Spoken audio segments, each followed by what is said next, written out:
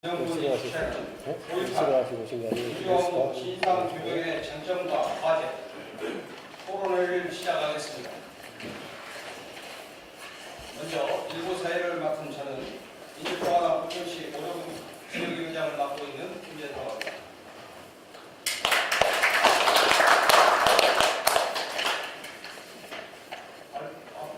바쁘신 일정에도 오늘 토론에 참석해 주신 여러분께 거듭 진심으로 감사드립니다. 먼저 국민의례가 있겠습니다. 정면에 국기를 향해 주시기 바랍니다. 국기에 대하여 경례!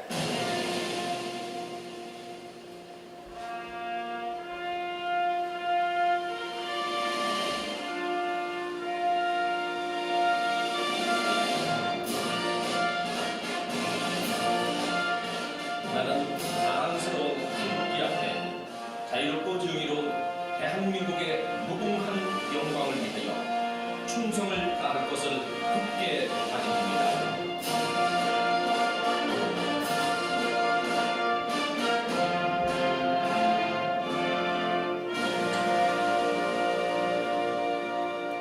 바로 이어서 애국가 제창이 있겠습니다. 반주에 맞춰 1절만 제창하겠습니다.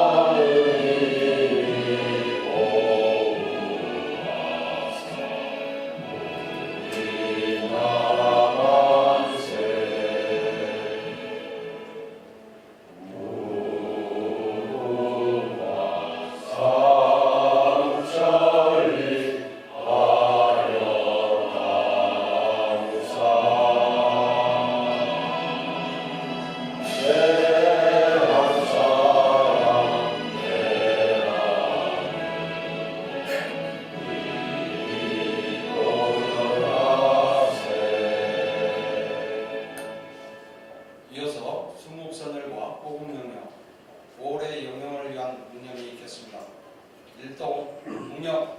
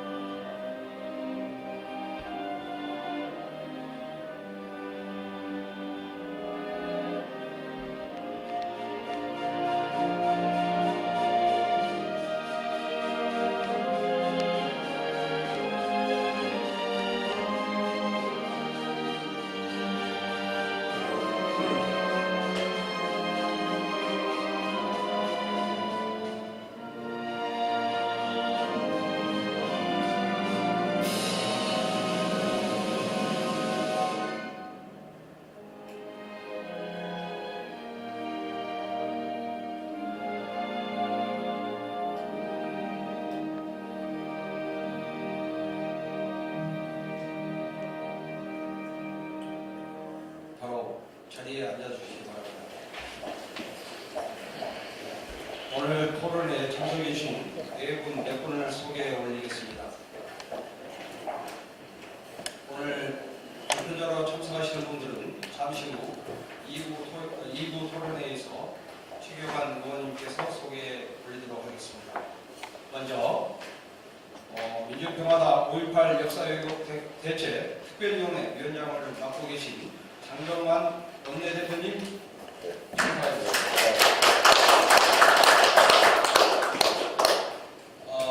민주평화당 입을 맡고 있는 박주현 수석대변인 참석하셨습니다.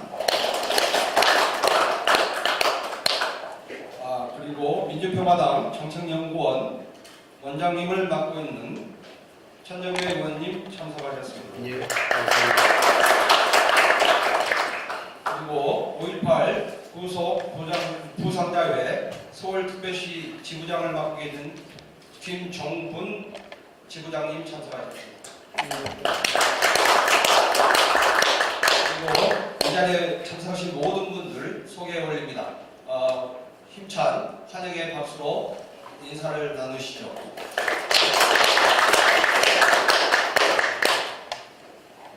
지금부터는 토론에 참석해 주신 네 분, 몇 분의 간단한 축사를 듣도록 하겠습니다. 먼저 민주평화당 5.18 역사예고 대책특별위원회 위원장을 맡고 계신 장병환 원내대표님 축하 말씀 듣겠습니다. 네, 또다시 영월입니다. 5.18 민주묘지 앞길에 이팝나무들이 소복한 흰 꽃들을 피우고 있습니다. 벌써 39번째나 맞는데도 불구하고 아직 우리는 5.18의 발포 책임자가 누구였는지, 왜 그렇게 우리 무고한 시민들을 대량 학살을 했는지 하는 문제가 밝혀지지 않고 있습니다. 우여곡절 끝에 통과된 5.18 진상규명특별법도 작년 9월 14일에 법이 시행이 됐는데도 불구하고 아직까지 진상규명위원회 출범조차 못하고 있습니다. 정말 올 영령들을 뵐 면목이 없습니다. 사실 저희 당이 이 패스트트랙 전국에서 반드시 진상규명특별위원회의 가동과 또 5.18 왜곡 폄훼하는 것에 대한 처벌 특별법을 통과시키기 위해서 가진 노력을 다했습니다만은 그렇게 좀 되지 못해서 송구하다는 말씀을 드립니다. 무엇보다도 사실 진상규명위원회의 출범이 가장 저는 시급하다고 생각을 합니다. 다른 왜곡처벌법도 당연히 똑같이 돼야 할 법이지만 지금 여러 가지 묻혔던 진실들에 대해서 증언들도 나오고 있고 올해 그러한 진실규명이 이루어지지 못한다면 또 어떤 기회에 참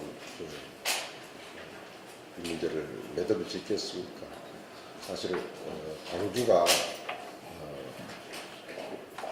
이 진상규명을 확실히 돼야 한다는 것을 오늘 시민들이 바라는 것은 이제 광주도 사실 미래로 나아가야 하기 때문에, 그런데 이 과거가 진상규명이 이루어지지 않으면 누구를 어떻게 예를 들어서 용서해야 할지도 사실 우리가 알지 못하고 있기 때문에 미래로 나갈 수가 없는 거 아니겠습니까? 그래서 사실 국회에서 추천한 진상규명위원회 2명이 지금 청와대에서 자격미달로 비토가 되었는데 2명 다 재추천을 하는 것은 한국당이 도저히 자기들은 안 하면 안 했지 못하겠다고 해서 사실 한 명은 좀 더 군 경력자는 자기들은 꼭 포함시키고 싶다고 해서 이게 군에서 발생 문제인데 군 전문가가 있어야 하지 않냐 해서 그건 뭐 일리가 있기 때문에 진상규명 특별법의 자격 요건에 군 경력자를 포함시켜서 하자고 그래서 사실은 민주당 그리고 청와대하고 다 합의를 했었습니다. 합의를 했는데 이 패스트트랙 정국 때문에 그 부분이 지금 처리가 좀 안 되고 있다는 말씀을 드리고요. 어쨌든 간에 이 문제에서 들어오게 되면 한국당도 일단 진상규명 특별법만큼은 자기 약속 지켜서 처리를 해서 위원회 출범에 협조하겠다는 말은 지금도 하고 있습니다. 그러나 언제 국회에 들어올지 5.18은 바짝바짝 지금 다가오는데 너무나 지금 안타깝게 짝이 없습니다. 오늘 이렇게 토론을 열어서 여러 전문가 여러분들의 의견을 듣고 또 저희들이 국회에서 해야 할 일이 있다면 적극적으로 뒷받침하도록 하겠습니다. 토론에 주최해 주신 최경환 의원님, 천명배 의원님 감사드립니다.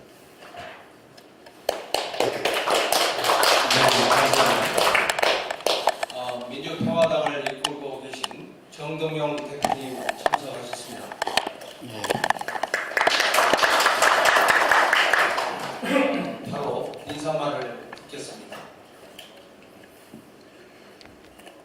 사실 이 정부 들어와서 5.18과 관련해서 한 발짝도 진전된 것이 없습니다.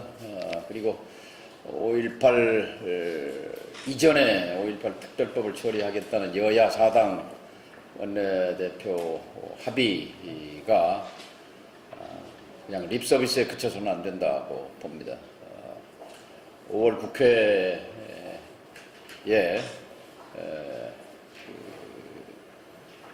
자유한국당의 복귀를 설득하면서 동시에 그러나 5월 국회에 최우선 안건은 5월에 국회가 열리는데 5.18 특별법을 유예하며 넘어갈 수는 없습니다.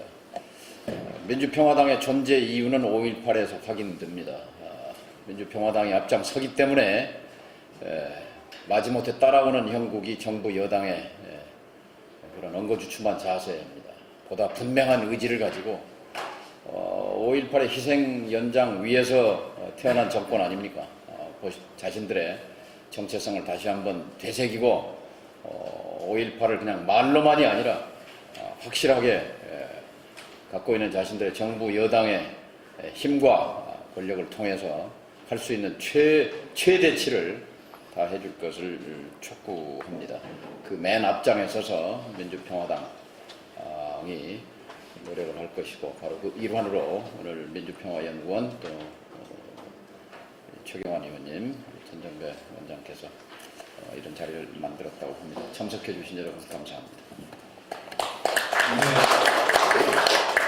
네, 감사합니다. 오늘 토론을 주최해 주신 천정배 원장님의 인사 말씀을 듣도록 하겠습니다.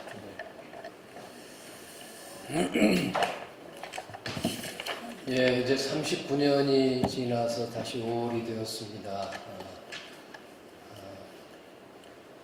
5.18에 관해서는 그동안 쿠데타 세력에 대한 일부 단죄가 있었습니다만 아직도 진상은 제대로 규명되지 못하고 있고 그 정신도 제대로 선양되고 있지 못합니다. 그래서 오늘은 저희 연구원이 최경환 의원님과 공동으로 바로 5.18 진상규명의 쟁점과 과제에 관해서 토론을 하게 됐습니다. 오늘 이 자리를 메워주신 여러분 모두에게 진심으로 감사의 말씀을 드립니다. 특별히 오늘 발표를 맡으신 이덕재 5.18 민주화운동 기록관 학예연구사님, 또 최용주 5.18 기념재단의 연구위원님, 유민지 민주언론 시민연합의 원영팀장님, 김재윤 전남대 법학전문대학원 교수님, 김 교수님은 벌써 저희 연구원 토론을 만들 여러 번 오셔서 특별히 감사를 드려야 되겠습니다. 네, 여러분 모두에게 진심으로 감사드립니다. 고맙습니다. 네, 감사합니다. 이것으로 1부 행사를 마치고 2부 토론회 사회를 맡은 최경환 의원님께 사회를 넘기겠습니다. 2부 토론회 이전에 언론 보도와 취재를 편의를 위해서 기념 촬영 포토타임을 갖겠습니다. 주연입니다. 그 자리에 앉아주시고 진행을 하도록 하겠습니다.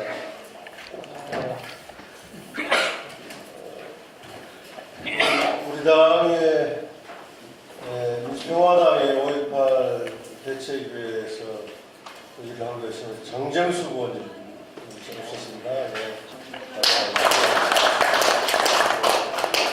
우리 당의 5.18 유공자시고 통일위원장을 맡고 계시는 양영구 위원장이 오셨습니다.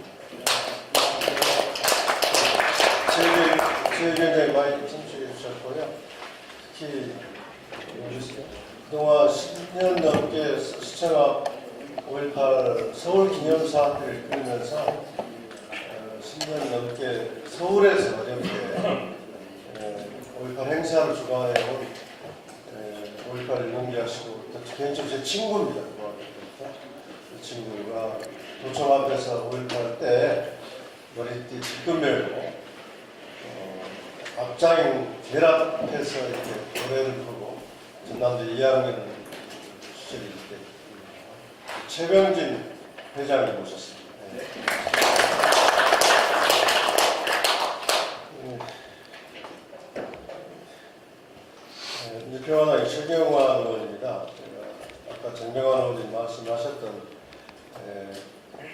5.18 진상규명 특별법이 작년 9월 14일 통과됐는데 그 전에 제가 그 14일날 본회의장에서 그렇게 기뻤습니다.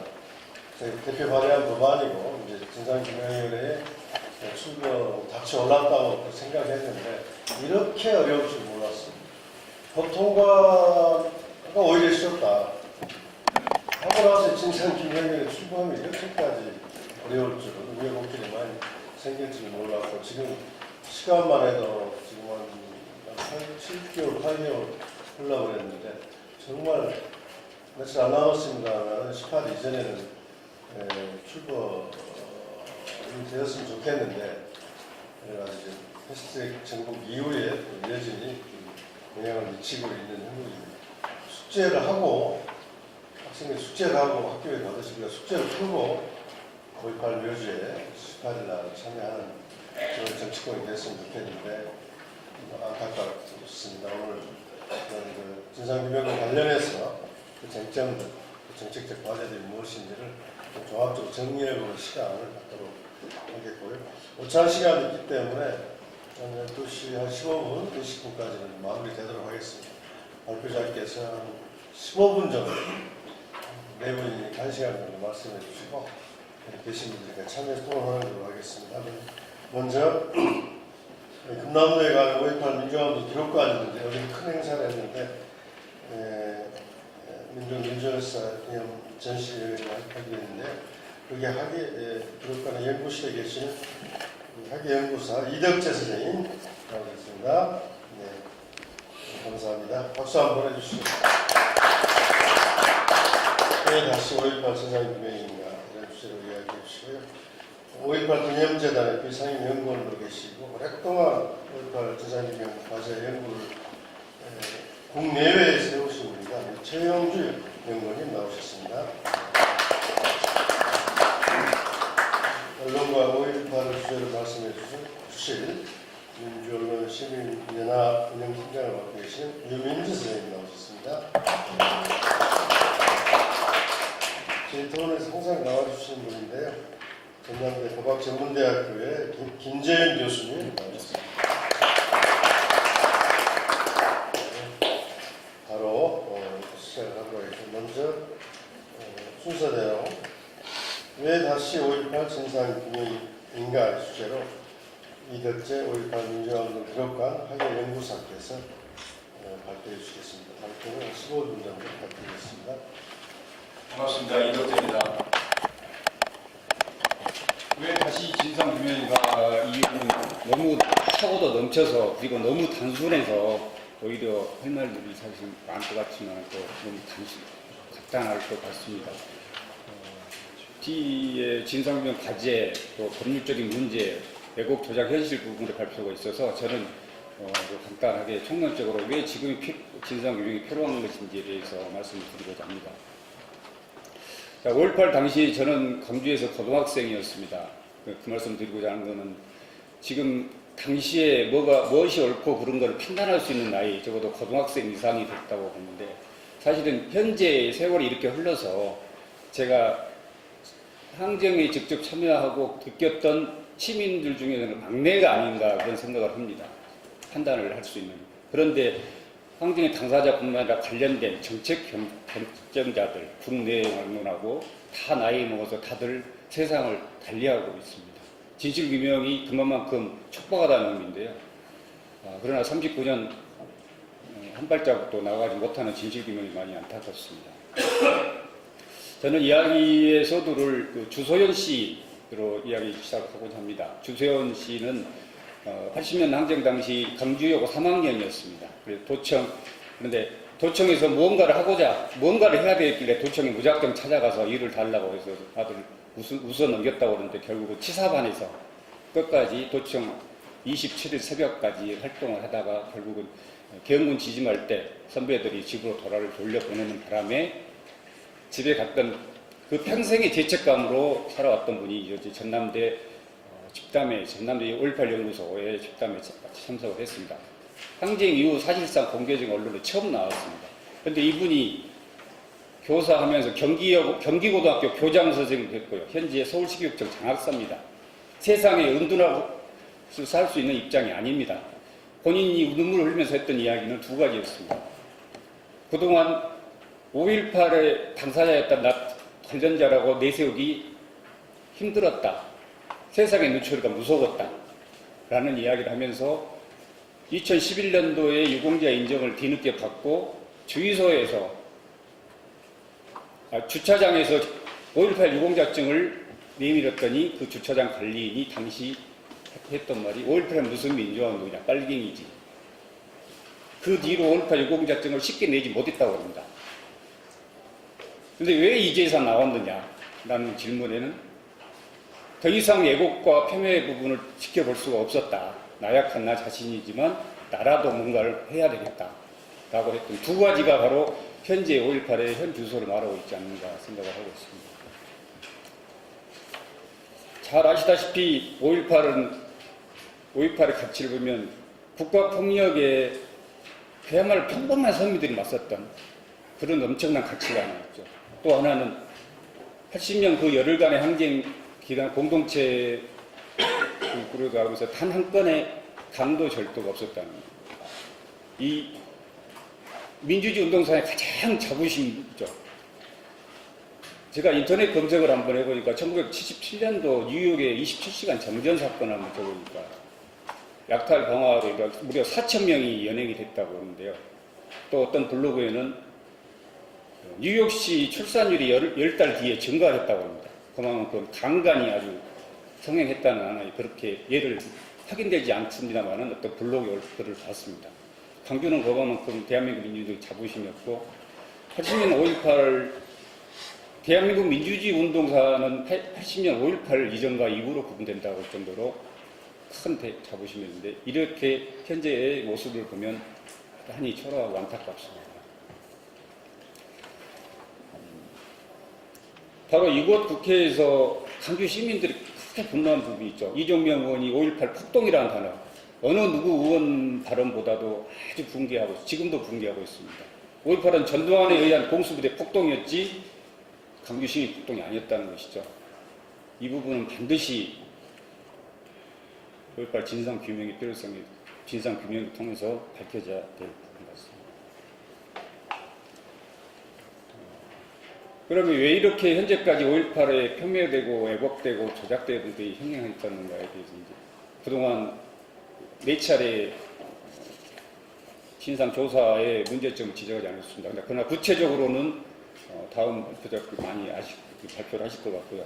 근데 실질적으로 진상규명은 3번이었습니다. 국방부 2017년 국방부 헬기 사격 전투기 출격대기 조사는 사실상 5.18 조사라고 볼 수 없어서 그렇습니다. 그동안의 진상규명은 사실 진상규명은 처벌을 전제로 해야 된다고 생각을 합니다. 그런 전제 속에서 기념사업, 방위했던 배상이 지금 됐어야 되는 부분인데 그런 절차들이 간과됐었다고 봅니다. 범죄자를 처벌하지 않으니 정의를 세울 수 없고 지금처럼 전두환 일당 일개 세력들을 포함해서 다시 반격하고 면서 민주화가 지연되거나 왜곡되는 것을 빈미를 주었다라고 생각을 합니다. 전두환 씨 해고록에서 보면 해고록을 통해서 지난 3차례의 공식적인 5.18 관련된 조사가 미흡했다는 걸 다시 한번 지적하지 않을 수 없는데요. 전두환 해고록에 76가지 이유를 대고 있습니다. 5.18을 폄훼한 132쪽부터 시작되는가요? 청문회 조사, 2007년 국방부 과거사에 또 97년, 95년 검찰 수사 3가지의 미흡한 부분들을 조목조목 집어내서 76가지 이유를 대면서 5.18은 광주시민의 폭동이었다고 되는 것이죠. 그 76가지 이유를 저희는 뒤집어야 합니다. 오히려 그 이유로 해서 전두환의 폭동이었다고 저희가 제시를 해야 된다는 거죠.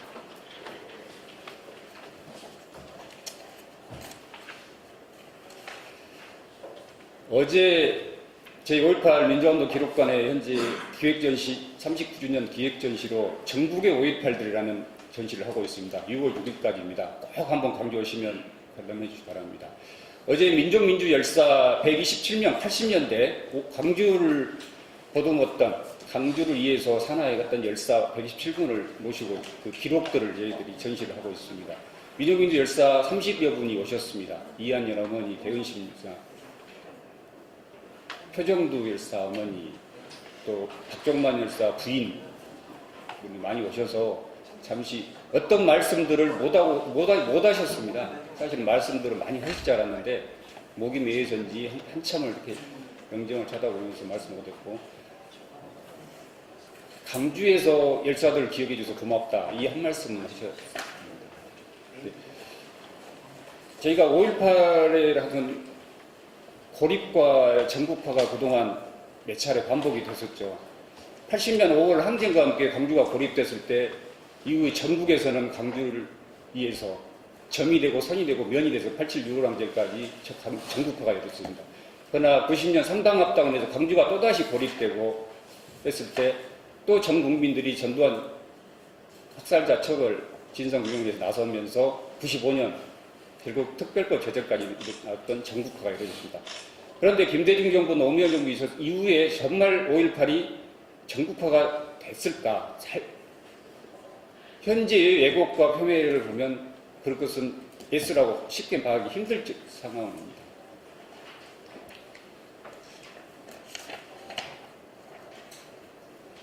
신군부가 80년 5월에 냉전 이데올로기와 지역주의 두 가지를 무기로 강주를, 전라도를 폭도와 불순분자로 매도했던 그 논리가 현재까지 유효하게 작동하고 있는 현실입니다. 그때 장악된 공식 미디어들을 통해서 이 전라도 불순분자 폭도 논리는 현재까지의 공식적인 미디어에 의해서도 재생산되고 확대되고 있습니다. 이게 바로 5.18 철저한 진상규명의 이유의 하나일 것으로 보십니다. 사실 대법원은 이미 사법적 판단을 내렸습니다. 전두환의 80년 5월 강주에 대해서 폭동적 시위진압이라고 이미 용토 박았었습니다. 그런데 전두환은 오히려 강주의 폭동이라고 논리를 내세우고 있습니다.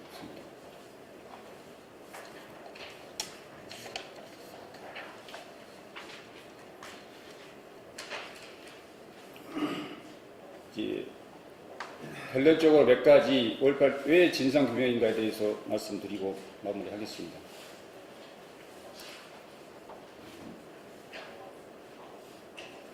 5.18의 망언이 현재 계속 분출되면서 오히려 5.18 진상규명에 대한 전국적인 연대가 또 아마 세 번째가 생기지 않았을까. 고립과 전국화의 반복에서 이제 하나의 좋은 계기가 되고 있다고 생각을 합니다. 광주와 전국이 민주화 세력이 연대해서 5.18의 미해결을 청산하려고 하는 움직임들,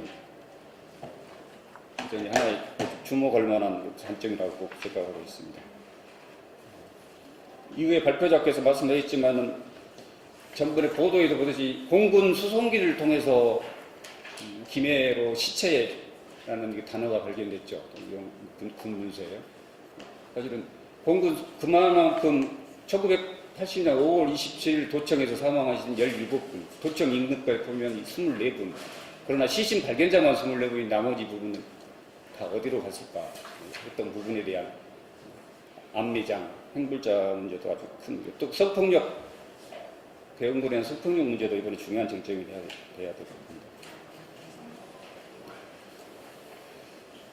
진상규명과 함께 그 지만원 그 망원 세력에 대해서 제도적, 법률적으로 장치가 좀 필요하다라고 생각을 합니다. 가해자가 어설픈 용서를 했던 비극, 전두환 사면으로 대표되는 것이죠. 그런 분 다시 되풀이돼서는 안 된다고 생각합니다. 그래서 5.18 문제의 5원칙, 해결의 5원칙 문제, 진상규명, 책임자 처벌, 집단 배상 문제, 명예회복, 개정사업, 이 부분은 여전히 유효하다라고 생각하면서 5.18을 이후에 진상규명에 어떻게 기억할 것인가에 대해서 우리가 같이 진지하게 고민을 해야 된다고 생각합니다. 왜냐하면 절대 공동체인 강주가 구현했던 민주주의는 아주 새로운 민주주의를 보였습니다. 그래서 강주 공동체, 강주 정신하면은 대의를 위해서 개인을 희생했던 공동체 정신으로 저는 파악을 하는데요. 그 강주 5월이 2017년 촛불까지 이어집니다. 촛불이 보여줬던 직접 민주주의 문제를 강주 정신과 어떻게 연결시켜서 이 나라 민주주의를 발전시킬 것인가에 대한 우리가 공동으로 고민해야 될 과제가 아닌가 생각을 합니다. 마지막으로 그럼 왜 다시 진상규명인가라는 말을 제가 되짚어 보면, 그러면 우리의 역사는 전두환 세력이 말하는 강주폭동, 전라도 폭동으로 5.18 기록되기 남기 때문입니다. 역사를 바로 쓰는 것이죠.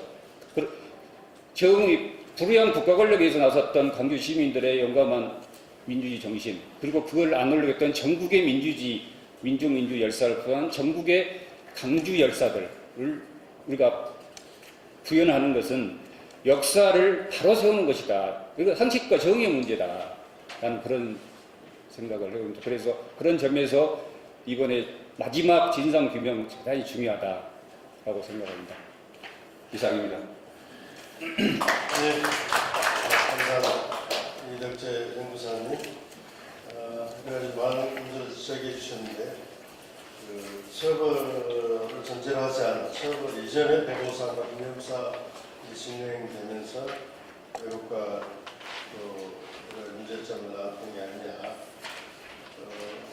그리고 지금 최근 이 과정에서 망언과 왜곡에 대한 대책이 필요하다는 이야기, 또 5.18 문제 해결의 원칙, 특히 이제 역사정의를 세우는 일이라는 말씀 강조해 주셨습니다. 주소연 씨 이야기를 했는데 제 주위에도 오히려 5.18 관련해서 현장에서 활동하시는 분보다 이런 분들이 너무도 많아요. 제가 아는 분도 미국에서 조용히 뭐 참여까지도 없는데 참여의 심정으로 사는 분이 한 분 계시는데, 그 당시에 그렇게 많은 시민들의 학살과 고통 속에서 아무것도 현장에 있으면서 아무것도 하지 못했다는 그런 마음 속에서 사실 정말 너무 많으실 것 같습니다. 이 문제도 또 진상규명 과정에서 체대해야 될지 생각해 볼 필요가 있다고 생각합니다. 다음으로 우리 최영주 연구위원께서 5.18 진상규명의 과제와 쟁점에 대해서 말씀해 주시겠습니다. 안녕하십니까, 최영주입니다. 사실 제가 맡은 과제가 이게 뭐 하루 종일 해도 끝나지 않는 과제인데 이게 15분에 하려고 그러니까 제목만 읽고 넘어가도 좀 주마간 잠들어 이렇게 해도 15분은 넘기지 않을까. 그래요? 5분 정도 드릴게요. 아유, 감사합니다. 이 부분이 제일 중요하기 때문에 그렇습니다. 사실은 뭐 진상규명이 이제까지 계속 있었죠. 한 7차례 정도 있었습니다. 우리가 잘 기억하고 있고, 또 여기에도 참여하신 분도 계시지만은 1988년부터 89년 사이에 있었던 국회 청문회 5.18 진상규명 작업이 좀 있었고요. 그 뒤에 무슨 우리나라가 민주주의로 이행하면서 이행기 정의를 실천하기 위한 몇 가지 위원회의 노력들이 있었습니다. 진실화의 위원회랄지, 국방부 과거사 정리위원회랄지 몇몇 연구 이런 데서 또 이제 있었고요. 또 하나는 이제 1995년도에 특별법이 제정이 되면서 전두환 신군부 집단에 대한 공소시효를 폐지를 하고 헌정질서 파괴범죄에 대한 재판이 열리면서 그때도 검찰 조사에 의한 또 진상규명 작업이 있었습니다. 그 뒤로 또 2017년도에 국방부에 의한 헬기 사격 및 전투기 출격 대기에 관련된 또 조사를 있었고요. 근데 이제 문제들은 이 많은 이제까지의 어떤 그 진상규명 작업들이라고 하는 것들이 통상적으로 민주주의로 이행한 나라에 있어서의 과거에 일어났었던 인권유린과 독재정권 시대의 국가폭력에 대한 종합적인 조사를 전제로 둔 게 아니라 지극히 당사자의 이익과 당시의 같은 그 조사를 담당했던 기관들의 어떤 특수성에 의해서 많이 좌지우지되고 그랬다는 것이죠. 그런데 1988년에서 89년 사이에 국회에 의한 어떤 진상규명위원회는 대단히 많은 성과를 거뒀음에도 불구하고 정치적인 고려에 의해서 최종 보고서조차도 발간하지 못하고 중도에게 끝나게 되는 그런 게 있었고요. 또 95년도에 또 시작된 전두환 재판에 있어서의 진상규명 작업이라는 것은 사실은 이게 이 군부 내란 집단의 국가폭력에 대한 정체적인 진상규명이 아니라 이것이 과연 실정법적으로 과연 이게 유죄를 성립하느냐 하는 유죄증명의 원칙에 의해서 이렇게 되었기 때문에 지극히 가해자 중심으로 있게 됩니다. 피고 중심으로 되는 것이죠. 그리고 피해자들은 이 가해자의 범죄를 증명을 해야 되는 묘한 이런 상황이 있기 때문에 대단히 법적 판단에 의한 실체규명 작업들 때문에 총체적인 진실규명이라고 하는 작업에 있어서는 대단히 큰 한계를 가질 수밖에 없습니다. 궁극적으로 광주 문제의 총체적인 진실규명이라는 것은 뭐냐면은 1980년 5월 17일부터 5월 28일에 열흘간에 일어났던 광주 시민의 집단행동의 역사적, 사회적, 도덕적, 정치적 성격을 규정하는 작업이 진짜 진정한 규정 작업이거든요. 근데 이런 작업 자체가 이루어지지가 않은 것이죠.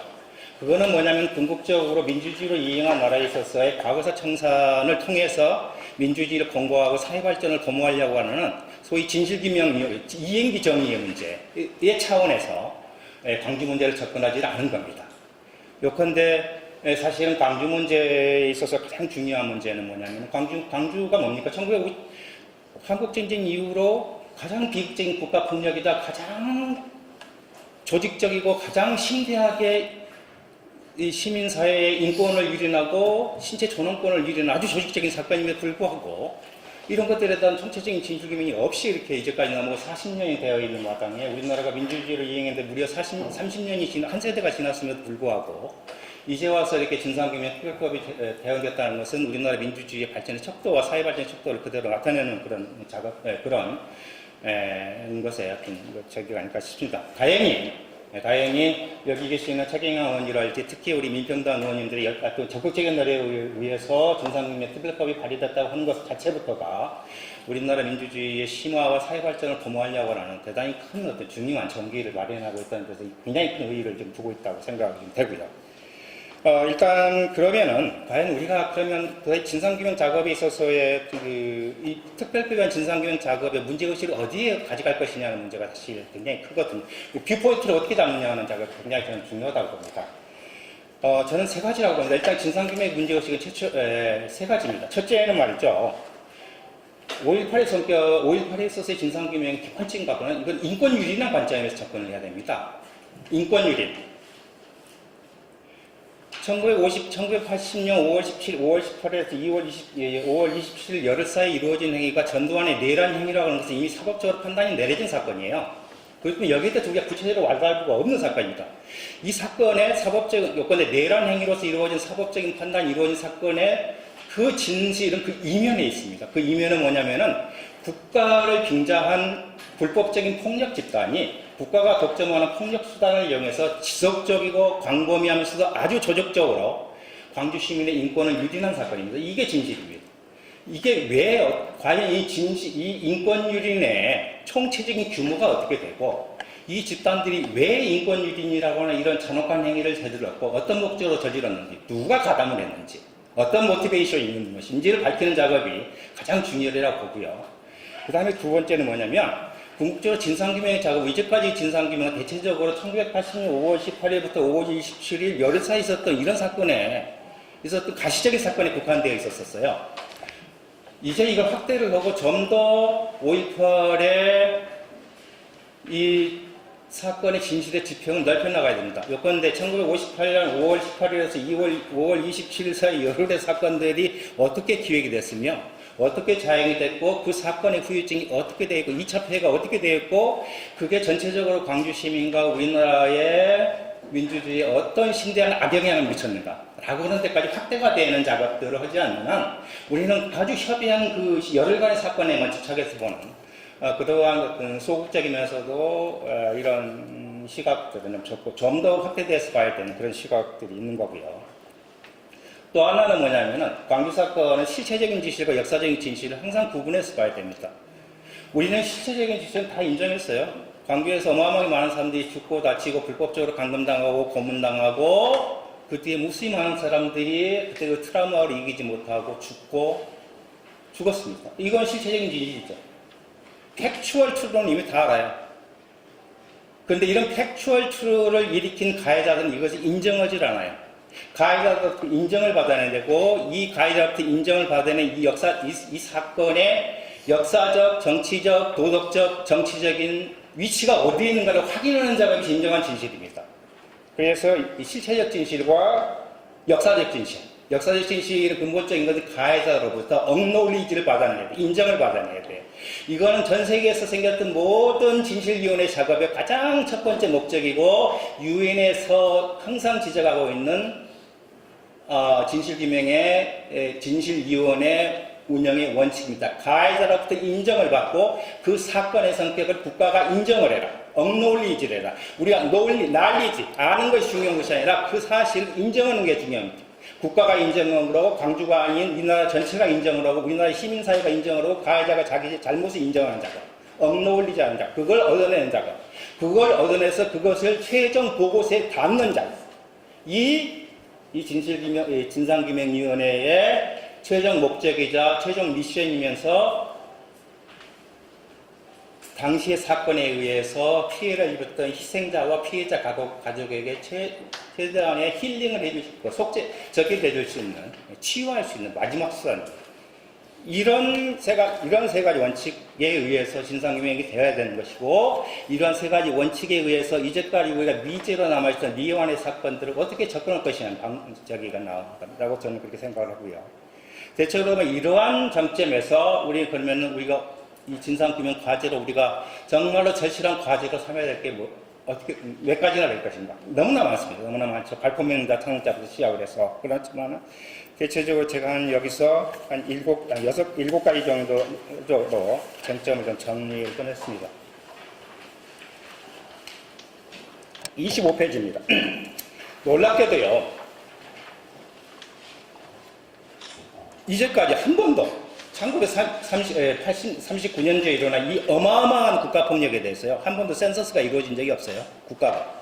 요컨대 도대체 얼마나 희생이 됐고, 얼마만큼 그 희생의 규모와 희생의 질과 양과 수준과 그 기간이 얼마나 되는지를 몰라요. 공식적으로 발표한 자료 하나도 없습니다. 이제까지 나온 모든 자료들은 민간의 노력에 의해서 나온 것이고, 부분적인 광주시랄지 몇 가지 어떤 그 민간 연구자의 노력에 의해서 나온 작업이지, 한 번도 피해의 규모를 공식적으로 국가가 확인한 적이 없어요. 이걸 확인해야 돼요.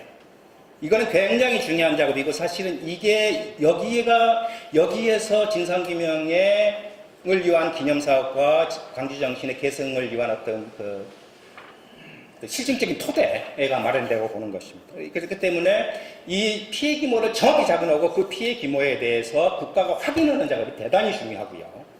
두 번째 쟁점은 누누이 그랬듯이 발포하고 지휘체계와 자위권 문제를 분명히 밝혀야 하는 점. 이거는 너무너무나 중요한 문제입니다. 왜냐하면 이 두 개, 이 발포 책임자가 확정이 되지 않았기 때문에 여러분들 지금 항상 전두환 신군부의 내란 집단들이 1심에서 사형을 선고를 받고 2심에서 무기징역받고 나중에 어떻게 이렇게 됐지만 다들 중형을 받았다고 생각하는데요. 그 8개문을 곰곰이 뜯어보면요, 전두환과 노태우의 14사람의 신군부의 주력 집단들이 5.18로 유죄를 선고받은 적이 한 건도 없어요. 다 한 건 있어요. 5월 27일 날 최종 진압작전 때 17명 죽은 것을 내란 목적 살인으로 인정한 거 그거 하나 있습니다. 그거는 뭐냐면 발포명령자, 그때의 발포명령자가 밝혀졌기 때문에 그런 거예요. 근데 광주에서 무려 최소한 167명의 민간인이 죽었습니다. 그러면 나머지 150명 어떻게 돼요? 그 150명의 가해자와 학살자는 한 번도 처벌받아본 적이 없어요. 왜? 가해자, 발포명령자가 확정이 안 돼 있기 때문에 넘어간 거예요. 대부분 내란죄로 속해버렸어요. 내란죄로 그냥 흡수되어 버렸어요. 이거는 내란죄가 아니거든요. 이거는 인권유린에 관한 내란죄를 10살 먹은 아동이 죽은 것은 10살 먹은 아동이 총형하자 죽은 것은 내란이 아니죠. 그거는 인권유린 행위입니다. 이거는 crime against humanity입니다. 요거는 내란 행위가 아니에요. 요건데 요 문제는 뭐냐면 발포명령자가 특정하지는 못했기 때문에 그런 거예요. 자, 그러면 마지막에 또 쟁점 세 가지가 뭐냐면 실종 문제가 있습니다. 이건 대단히 중요한 문제입니다. 우리는 이제까지 피해 규모는 대충 확정을 했거든요. 여기 실종자가 있어요. 실종자는 뭐죠? 현재 이 사람의 상태가 어떻게 되어 있는지를 모르는 상태예요. 그런데 이 사람을 피해자로 포함을 시켜야 될 것인지 아니면 별도의 다른 콜레터럴 데미지인지도 모르는 거죠. 그런데 지금 당시에 5.18 당시에 피해자 선고에서 실종자, 행방불명자가 무려 100명이 넘어요. 거기서 40몇 명이 5.18간의 실종자로 지금 인정이 되어 있는데 나머지 50몇 명. 최소한 그때 실종되었다라고 신고되어 있는 사람만 그렇게 되어 있는 거예요. 실종 범죄는 국제법에 있어서 강압의 실종, reinforced disappearance라고 해서 대단히 중요한 인권유린 범죄입니다. 그렇기 때문에 실종 범죄는 그 실종자의 상태가 현재 어떻게 되어 있는가를 확인하는 그 순간까지 공소가 유지되도록 되어 있어요. 이것은 국제법에서 공소 그 인도에 관한 범죄의 공소 유지의 기본 원칙이기도 합니다. 요거를 분명히 밝혀내야 돼. 그리고 그 광주와 분쟁에서 무수히 많은 그 진실규명에서 항상 더 어드러졌던 문제가 실종자와 행불자 및 안매장 문제예요. 이거는 뭐냐면 가해자들이 근본적으로 자기들의 가혹행위 자체를 클리닝 시켜버리는 것이죠. 그죠? 이 문제는 강주항쟁에 있어서의 인권유린 범죄와 관련해서 대단히 중요한 적용되는 것이 이게 분명히 밝혀지지 않는 한 소위 그 광주 사건의 진실 규명이라고 하는 그런 어떤 우리의 이 법에서 규정하고 있는 그런 명분과 최종 미션에 도달하지 못할 것이다라고 하는 점이 또 있고요. 또 하나 우리가 또 유죄비 살펴봐야 될 문제는 교도소 습격 사건 문제가 있습니다. 이거는요, 여러분들 다 아시겠지만 전두환과 신군부 집단, 지만원이니 하는 이런 집단들이 누누이 광주항쟁을 소위 그 불순 세력들과 공산주의자들의 폭동으로 저기하는 가장 중요한 저기로 되어 있지 않습니까? 그죠? 불순문자들이 좌익수가 숨어있는, 좌익수가 수감되어 있고, 좌익수와 흉악범들이 수감되어 있는 광주 교도소를 탈취할 목적으로 조직적으로 광주 교도소를 지금 습격했다는 거 아닙니까? 최소한 6차례. 근데 이게 1심에서는 이게 내란 목적 살인, 요컨대 광주 교도소 인근에서 무수히 여러 많은 양민들과 무장시대에 죽었는데 그것은 교도소를 지키고 있는 계엄군들이 내란 목적 살인으로 됐는데 나중에 이게 뒤바뀌어 가지고요. 무장시대들이 광주 교도소를 습격할 목적 자체가 거법과 대법원에서 그대로 인정이 되어버렸어요. 인정이 됐다는 얘기는 뭐냐면은 그 의도가 어디에 있는지는 모르지만은 무장시대들이 국가 방호시설인 교도소를 의도적으로 공격을 했고 그 공격에 맞서서 계엄군들이 무장시대들을 향해서 발포를 해서 최소한 10명 이상이 죽었는데 그것은 정당한 정당방위 행사이다라고 이렇게 인정이 되어버렸기 때문에 이것을 뒤집어 놓고 얘기하면 뭐냐면 무장시대들이 교도소를 습격한 사건 이 자체가 불순한 의도를 가진 불순문자들이 교도소를 탈취할 목적으로 된 것으로 이미 인정이 되어버린 것이죠. 근데 제가 이 사건을 누누이 살펴보았는데 이 교도소 습격 사건은 뭐냐면 교도소 인근 옆에서 일어난 교도소 부근에서 일어난 부근에 있는 고속도로와 국도를 지키고 있던 계엄군과 고속도로와 국도를 통해서 광주항쟁의 진실을 더 알리기 위해서 외곽으로 나가려고 하는 시위대들 사이에 부딪힌 우발적인 충돌이에요. 이거는 교도소 위치가 고속도로 외곽에 있었기 때문에 일어난 사건이지 교도소가 거기에 있었기 때문에 일어난 사건이 아니에요. 그런데 어쨌든 이게 그렇게 되어서 이 사건의 진실 자체가 이 사건의 진실이 규명이 되지 않는 한 광주항쟁은 이 렌즈를 통해서 무장폭동 보는 이런 많은 집단들의 궁극적으로 광주항쟁을 불순한 폭동으로 보는 그런 세력들의 논거로 되어 있기 때문에 이 사건 자체가 아주 진상이 규명이 좀 돼야 될 문제이고요. 또 하나 문제는 광주항의 왜곡 문제가 있습니다. 이거는 광주에서의 피해자들은 2차 피해하고 관련되어 있는 것이죠. 가해자 정권인 노태우 정권부터 그 정권까지 무수히 많은 광주항쟁에 대한 엄청나게 많은 왜곡 작업들이 일어났던 것이죠. 광주항쟁 당시에 전투상부랄지 무수히 많은 계엄사 기록했지 이런 것들을 전부 뒤바꿔놓고 조작해놓고 왜곡해놓고 은폐해놓고 오염시켜놨습니다. 그래서 많은 사람들이 이 자료를 통해서 광주항쟁의 성격을 규정을 하는 것이죠. 이 가해자 정권이 당시에 했던 이 광주 관련 자료를 왜곡했던 것은 딱 한 가지입니다.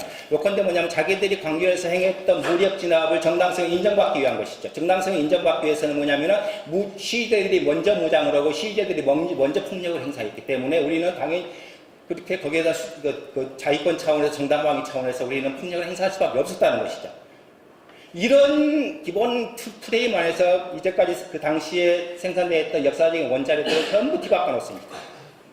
이거는 광주에 대한 2차 피해인과 동시에 광주항쟁의 진실을 아주 호도하는 일종의 연막적 제이면서 큰 어떤 저기로 되어 있기 때문에 이것을 걷어내야 광주항쟁의 진실이 보이는 것이고 당시에 이 왜곡에 참석했던 저게 담당을 했던 그 세력들도 2차 가해자로서 반드시 소환시켜서 그 진실을 분명히 밝혀야 되는 작업이 있는 것입니다. 이거 대단히 중요한 문제인 것이죠. 왜냐 광주항쟁의 근본적인 성격과 규정에 관련된 우리는 광주항쟁에 있어서의 진실규명이라는 것은 과거에 있었던 생산된 자료들과 증언들과 이런 것들에 의해서 어차피 진상을 규명을 해야 되는 작업이기 때문에 이런 거짓 자료들을 걷어내는 작업도 대단히 중요한 문제로 남게 되는 거고요. 또 하나 중요한 문제가 남아있는 게 가해자의 사법 처리 문제가 남아있습니다. 진실규명한다는 얘기는 결국은요, 국가폭력 가해자를 찾는 작업입니다. 근데 아까도 제가 말씀드렸지만은, 전두환 노태우 신군부 집단들의 당시 95년도부터 시작해서 97년도에 대법원 판결로 끝난 이 사건이요. 광주항쟁에서 일어난 사건으로 이 사람들을 형법적으로 단죄를 했다라고 생각하는데, 아까 말씀드렸다시피 그런 건이 별로 없어요. 없습니다. 그거는 우리가 발포 책임자와 당시에 가해에 참여했었던 그 세력들에 대한 궁극적인 형사법적인 동기를 찾아내지를 못하고 그 증거를 우리가 확보하지는 못한 것이 증거와 증언을 확보하지는 못한 것이죠. 그런데 전두환 노태우 신군부 일당은 광주 학살로 충분히 처벌받은 적이 없습니다. 그리고 광주에서 일어난 이 행위를 신군부 집단이 행한 이 국가폭력을 어떻게 볼 것이냐는 문제가 또 남아있습니다. 궁극적으로 많은 형법학자들이 여기에도 좀 논란의 소진이 있긴 하지만 지배적인 학설은 이렇습니다. 궁극적으로 광주에서 일어난 사건은 두 가지입니다. 하나는 내란이고 하나는 시민의 신체적 존엄권을 집단적으로 조직적으로 유해한 사건입니다. 인권유린이죠. 그런데 하나는 반란과 내란입니다. 이것은 불법적인 집단이 정권을 탈취하기 위해서 국가를 상대로 범한 범입니다. 이 crime against state예요. 국가범죄죠. 국가를 향한 범죄입니다. 그런데 그 이면에는 뭐냐면은 무고한 시민들에 대한 엄청난 인권유린이 있었어요. 무고한 시민들이 그때 당시만 현장에서 167명이 죽었고 그 뒤로 후유증으로 100명 이상이 죽었고 수백 명이 끌려갔고 불법적으로 감금을 당했고 불법적으로 가혹행위를 당했고 그 뒤로 2차 피해를 입고 죽고 다치고 정상적인 사회생활을 못했습니다. 이거는 뭐냐면 crime against humanity예요. 인도에 관한 범죄. 인도에 관한 범죄로 처벌을 제대로 받아본 적이 없다라고 보는 게 여러 법학자들이 광주항쟁에 대한 사법적 판단을 하셔야 된다라고 생각하는 여러 보는 지배적인 학설입니다. 뭐는 다수설인지는 모르겠으나 아무튼 이렇게 주장을 하면 있고 저도 그 입장에 서 있는 사람이기 때문에 그래야 그래서 이 광주항쟁, 이 광주 학살이라고 하는 국가폭력의 가해자들을 새롭게 사법적으로 판단할 수 있는 그런 근거를 마련을 하는 그것을 담는 작업이 저는 대단히 중요하다. 어떤 사람들은 사법적 판단을 처벌을 전제로 하면 무슨 진실을 밝히겠느냐라고 이야기를 하는데요. 그러면 그걸 숨기고 있다가 나중에 할 겁니까? 그 전제가 깔려 있어야 돼요. 그게 깔려 있지 않으면 진실이 밝혀지지 않습니다. 그래서 이제 저는 두 가지를 일단 제안하고 싶습니다. 이 5.18 진상규명 특별법이 굉장히 잘 만들어진 법입니다. 굉장히 잘 만들어진 법인데 이 법은 두 가지 한계가 있습니다. 첫째, 조사이기 때문에 수사가 안 되는 것이죠. 궁극적으로 가해자와 증인들과 강제적으로 이 위원회에 출석을 시켜서 그들로부터 진실을 받아낼 수 있는 법적 강제력 자체가 대단히 부족합니다. 물론 동행명령도 있고, 형사고발을 할 수 있는 것도 있지만, 그건 사후적인 문제이고, 거기서 일어난 문제이고, 그 고발을 또 검찰이 받아들이냐, 안 받느냐, 그런 문제가 있기 때문에. 그래서 저는 이 진상규명위원회가 가지고 있는 몇 가지의 어떤 법률적인 한계들을 보완하기 위해서 저는 1980년에 1990년 사이에 남미, 아르헨티나와 칠레에서 시행을 했었던 진실재판 제도를 진지하게 접근을 해볼 필요가 있다고 합니다. 진실재판은 뭐냐면은 궁극적으로 국가폭력 피해자와 인권유린 피해자들이 그 가해자에 대해서 갖는 법적인 도덕적인 권리가 있습니다. 그 권리는 세 가지입니다. 하나는 뭐냐면은 내가 왜 이런 피해를 입었는가를 알아야 될 권리입니다. 그거는 진실 추구권입니다. The right to truth. 또 하나는 뭐냐면은 내가 입은 피해에 대해서 보상을 받을 것입니다. The right to reparation. 보상을 청구할 권리죠. 국가폭력이 국가에 대해 당연히. 또 하나는 뭐냐면 그 가해자를 사법적으로 처리해달라고 재판을 청구할 수 있는 권리입니다. 정의권입니다. The right to justice. 이 세 가지 권리가 있는데 일단 이 right to justice, 정의권과 배상권은 어느 정도 대충 되어 있지만 사실은 뭐냐면 가해자들이 가장 알고 싶은 거는 뭐냐면은 내 가족과 내 저기가 왜 이런 피해를 당했으며 그 무슨 이유 때문에 누가 나한테 이런 저기를 입히는가를 알고 싶은 권리가 있어요. 진실 추구권이 있어요. 이 진실 추구권은 국제인권법과 관습법에 의해서 보편적인 피해자가 가져야 될 보편적인 인권으로 성립이 되어 있습니다. 이걸 국내법에 도입을 하면 됩니다. 국내법에 도입을 한 사례가 아르헨티나와 칠레가 있어요. 1980년도에서 90년 사이에. 요건데 뭐냐면 가해자들 법정에 세워서 그 가해자가 범한 그 범죄로는 처벌을 못하지만은 그 가해자가 진실을 밝히지 않은 범죄로는 처벌할 수 있는 그런 형법적인 권리, 재판 절차를 우리나라가 도입을 하면 됩니다. 우리나라 헌법에도 이미 국제관습법과 국제인권법은 국내법에 우선한다고 되어 있기 때문에 제가 법학자는 아니기 때문에 모르긴 하지만 최소한 이런 사례들이 타국에 있기 때문에 충분히 형법적으로 이것을 검토 내지 하게 되면은 진실재판제도를 최소한 한시적으로라도 운영을 해서 이 진실규명위원회에 있어서의 저기 작업과 병행해 나가거나 별도로 이렇게 하는 진실규명위원회에서 밝혀지지 못한 작업들을 다른 재판제도에 의해서 밝혀내는 그런 강행 규범 저기로 할 수 있는 그런 것도 충분히 해낼 수 있다라고 생각을 해서 저는 이게 제안을 해보고 싶고요. 요거는 이제 뭐 제가 법학자가 아니기 때문에 구체적인 실정법적으로 형사법적으로 어떻게 되는지는 모르겠으나 최소한 국제 규범상으로 이런 제도를 규정을 하고 있고 이런 운영한 사례들이 남미와 이게 변형된 사례가 남아프리카의 저기 사면권을 가진 진실위원회 운영입니다. 요건데 남아프리카에서는 가해자가 진실을 밝히면은 그 진실을 밝힌 대가로 그 형사법적인 저기를 기소를 하지 않고 사면을 해줬어요. 요거는 뭐냐면 아르헨티나와 칠레가 행했던 진실재판제도를 좀 더 발전적으로 운영을 해서 남아프리카는 진실위원회에다가 사법권 자체를 준 것이죠. 이건 1994년에서 96년 사이에 남아프리카에서 그냥 진일보된 형태로 있었던 거고요. 이런 것들을 우리가 충분히 원형을 해서 받아들일 만한 여건이 되는 것이고 우리는 그 나라보다 충분히 민주주의와 사회발전이 앞서 있는 나라예요. 그렇기 때문에 우리나라 민주주의 공과와 사회발전을 위해서라도 이런 제도를 적극적으로 최소한 현법학자들과 법학자들이 좀 진지하게 검토를 해봐야 되는 그런 상태가 있는 것이고요. 또 하나 문제는 뭐냐면은 제가 아까도 말했지만 우리나라 이 강조항쟁의 많은 진실규명의 왜곡은 뭐냐면은 서류의 은폐와 조작이거든요. 오염되어 있는 사례들. 근데 많은 자료들이 미국에 있어요. 제가 이 작업을 수년간을 해왔던 거기 때문에 감히 말씀을 드리는데 지금 미국이 지금 우리나라에 제공한 기밀문서는 공식적으로 한 건도 없습니다. 딱 한 건 있는 게 뭐냐면 1996년에서 97년 사이에다 광주시가 미 국무성의 통사장을 해서 얻어낸 3,100건의 서울대사관과 미국 국무성 사이에 오고 간 전문 자료가 있습니다. 그것이 유일해요. 근데 그 전문 자료도 거의 2분의 1이 당시에 미국의 정보공개 제한법 때문에 거의 한 2분의 1 정도가 전부 블랭크 처리되고 블랙마크 처리되어 있는 거예요. 아주 민감한 그런 사안들에 대해서는 거의 다 되어 있기 때문에 그 다음에 이제 몇 가지 이제 이루어진 미국 문서들이 좀 저기가 되어 있었는데 뭐냐면은 그거는 개인 연구자들이 아주 현실적인 노력에 의해서 얻어낸 것입니다. 요건데 팀 샤록이랄지 돈 오버 더 풀할지 미국 사람들이 미국 문서에서 끊임없이 자료 요청 요구를 해가지고 얻어낸 이런 간헐적인 자료들이 있으나 우리는 한 번도 광주항쟁과 관련되어 있는 진실을 규명하기 위해서 미국 정부에 공식적으로 한국 관련 군사정보나 외교 문서를 요청해 본 적이 없어요. 이거 요청해야 됩니다. 이거 요청한 것은 엊그저께 대단히 중요한 사례가 있는데요.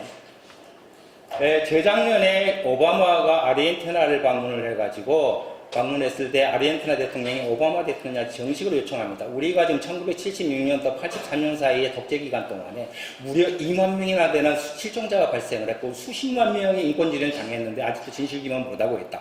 상당히 많은 자료들을 당신네 CIA와 DIA와 국무성이 가지고 있는 걸로 알고 있는데 제발 좀 돌려달라. 그렇지 않으면 우리는 당사자들과 교역을 끊겠다라고 이야기했어요.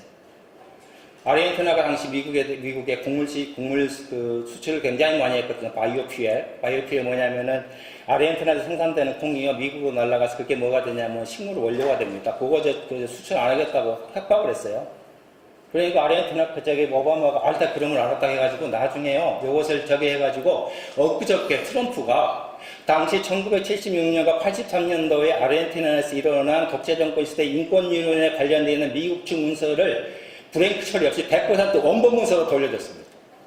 요거 우리 참고해야 돼요. 이거는 뭐냐, 국가 대 국가로 진지하게 요청을 해서 많은 자료들, 저기 있음에도 불구하고 한 번도 요청해서 이거를 민평당에서 나서서 좀 해주세요. 요거를 청와대나 저기서 나중에 남북회담, 북미회담 한다면서 이런 건 뭐 의제로 지구에서 하는 대단히 중요할 것 같기 때문에 이러한 것은 저기들을 해내는 작업들이 앞으로 5.18 진상규명 작업을 위한 저희들한테 과제와 숙제가 되지 않을까 싶어서 일단 그렇습니다. 일단 5.18은요 인권유린에 관한 문제입니다. 이 지속적으로 10일간에 있어서 그 위에 후익점 이것들을 쭉 파악하기 위해서는 진실재판제도와 가해자로부터는 강행의 증거를 받은 데와 그다음에 문서를 확보할 수 있는 정부 차원의 노력들이 필요하다고 하는 것들을 좀 제가 강조해서 말씀드리고 싶습니다. 이상입니다. 예, 감사합니다.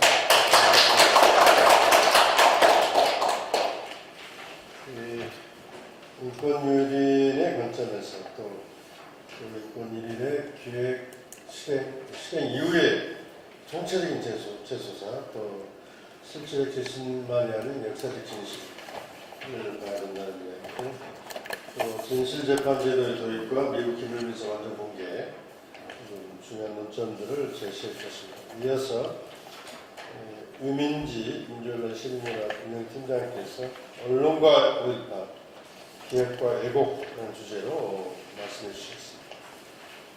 네, 안녕하세요. 민주언론 시민연합 운영팀장 유민지입니다.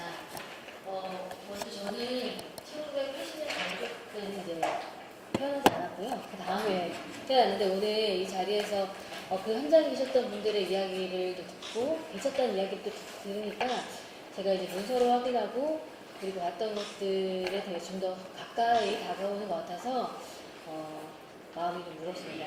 작년에 2018년도에 민원연에서는 5.18 가짜뉴스 신고센터를 운영을 했었습니다. 하면서 유튜브나 블로그 그리고 인터넷에 무수히 많이 올라와 있는 5.18 가짜뉴스들, 허위 조작 정보를 확인을 했고요. 그것에 대해서 팩트체크를 하는 보고서를 발표하고 그 게시글, 이런 유튜브 영상에 대해서 방송통신심의위원회에 민원을 제기하는 것까지 했었습니다. 2019년 3월에 관련 30건 영상이 삭제가 되었고요. 그 과정에서 이상로 위원이라고 하는 위원이 5.18 관련된 망언과 정보 유출 이런 것들이 계속 있어서 어쨌든 지금 현재는 통신심의에서 배제된 상태입니다. 오늘 가처분 신청을 이상로 위에 낸 거에 대해서 집행정지 신청한 거에 대해서 법원이 기각했다고 이제 방금 속보가 올라왔는데요. 어쨌든 이제 5.18과 관련된 이제 외국 관련된 그런 게시물 같은 걸 신고하면서 저희도 이제 팩트체크를 해야 되니까 여러 가지 자료들을 찾아볼 수밖에 없습니다. 그런데 제가 이제 대학을 들어가면서 이제 5.18을 좀 더 알게 되고 그때부터 어쨌든 한 15년이 넘는 기간 동안에 계속 5.18을 계속 보고 하지만 이번 팩트체크를 하면서 정말 많은 자료들을 보다 보니까 너무 제가 몰랐던 이야기들이 많고 오늘도 지금 들은 이야기 중에서 제가 미처 알지 못했던, 판단하지 못했던 부분들이 여전히 존재하는구나 라고 생각이 들어서 정말 진상규명이 잘 이루어지고 많은 국민들이, 누구나 시민들이 그 정보들을 확인하고 이해하는 과정들이 필요하겠다. 그래야지 이 가짜뉴스나 허위주의 정보가 없겠다는 생각이 들었습니다. 저는 가짜뉴스에 대한 부분을 원래 제안을 받았었는데 이 가짜뉴스가 왜 생겼는가를 보다 보니 언론의 문제가 가려지고 있다는 생각이 들었습니다. 그러니까 가짜뉴스는 지만원 씨를 비롯한 몇몇 사람들의 어떤 독자적인 움직임이 아니라 그들에게 근거를 제공하는 것은 바로 언론이었다라는 생각이 들었고요. 그것에 대한 이야기들을 쭉 정리했는데 많이 다 알고 계시는 내용들을 정리한 내용이라서 발제를 짧게 마치도록 노력하겠습니다. 네.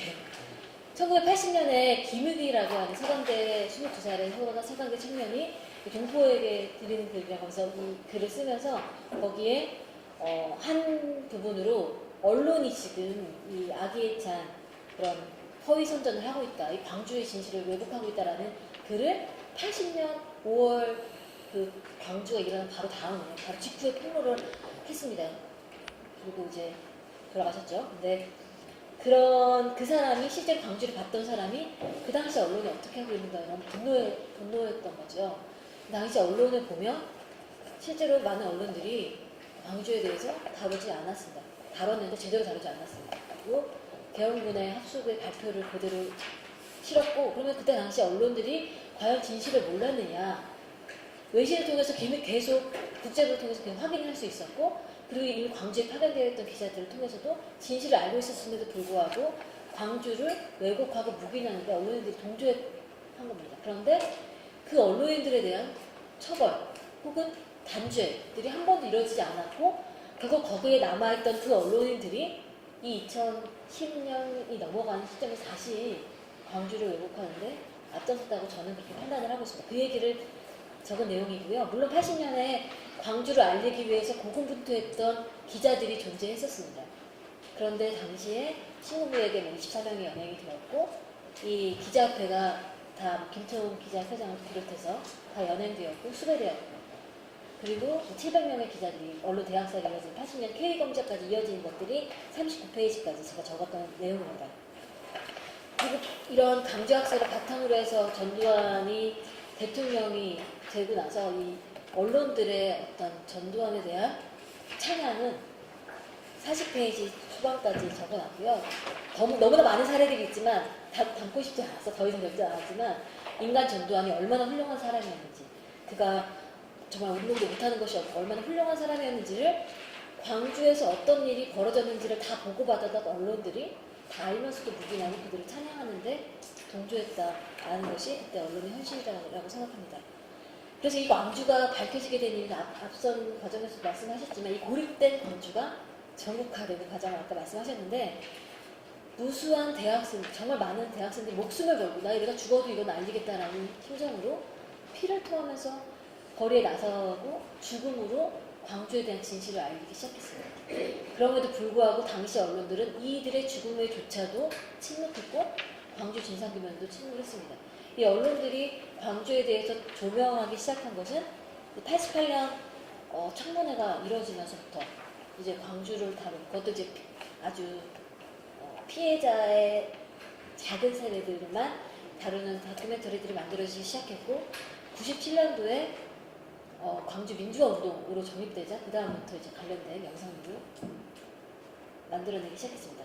그럼에도 불구하고 당시에는 조선일보는 이 광주의 의미를 지역적 사건으로 축소한다라고 하는 지적을 받은 바 있습니다. 이렇게 넘어간 것이, 이 광주가 어쨌든 국가적으로 정립되고자 하는 시도가 있었고 정리가 되었다고 생각하는 것이 다시 이렇게 가짜뉴스가 범람하게 된 원인에는 저는 MB 정권과 박근혜 정권을 이야기하지 않을 수 없다고 생각합니다.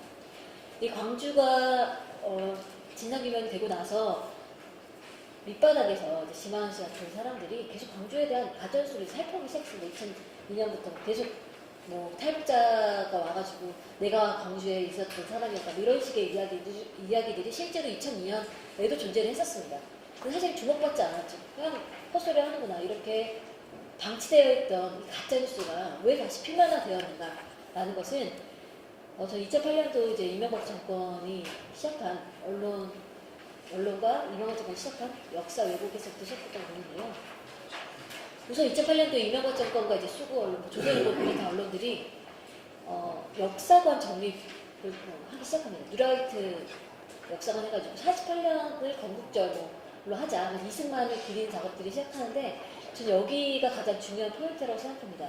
이명박 정권과 그리고 조선일보 같은 일부 언론들은 사실 역사 정당성이 없는, 정통성이 없는 집단이고, 그리고 이들이 민주주의가, 항일에서부터 반독재, 광주 민주주의로 이루어지는 이 역사에 대한 흐름을 다시 반공과 산업화, 경제 발전으로 이어지는 이 역사적 흐름들을 계승하고자 했다. 그러니까 반경하고자 했다. 우리의 역사가 바꾸고자 하는 시도들이 2008년도부터 있었고, 그 흐름을 이어서 2009년도에 이명박 정권이 니미로의 행진곡을 부르지 못하게 하는 것들부터 시작으로 2012년에는 우리 밝혀진 거로에 따르면 국정원이 나서서 게시판들에 광주를 왜곡하는 게시물들을 계속 올리고 댓글을 올리는 것들을 했다는 것이 이미 드러났습니다. 그러니까 국가 조직적으로, 국가 차원에서, 정권 차원에서 광주를 왜곡하고 폄훼하는 활동들을 시작을 했고 적극적으로 그것이 이제 박근혜 정부까지 이어졌습니다. 이런 흐름에서 2013년도에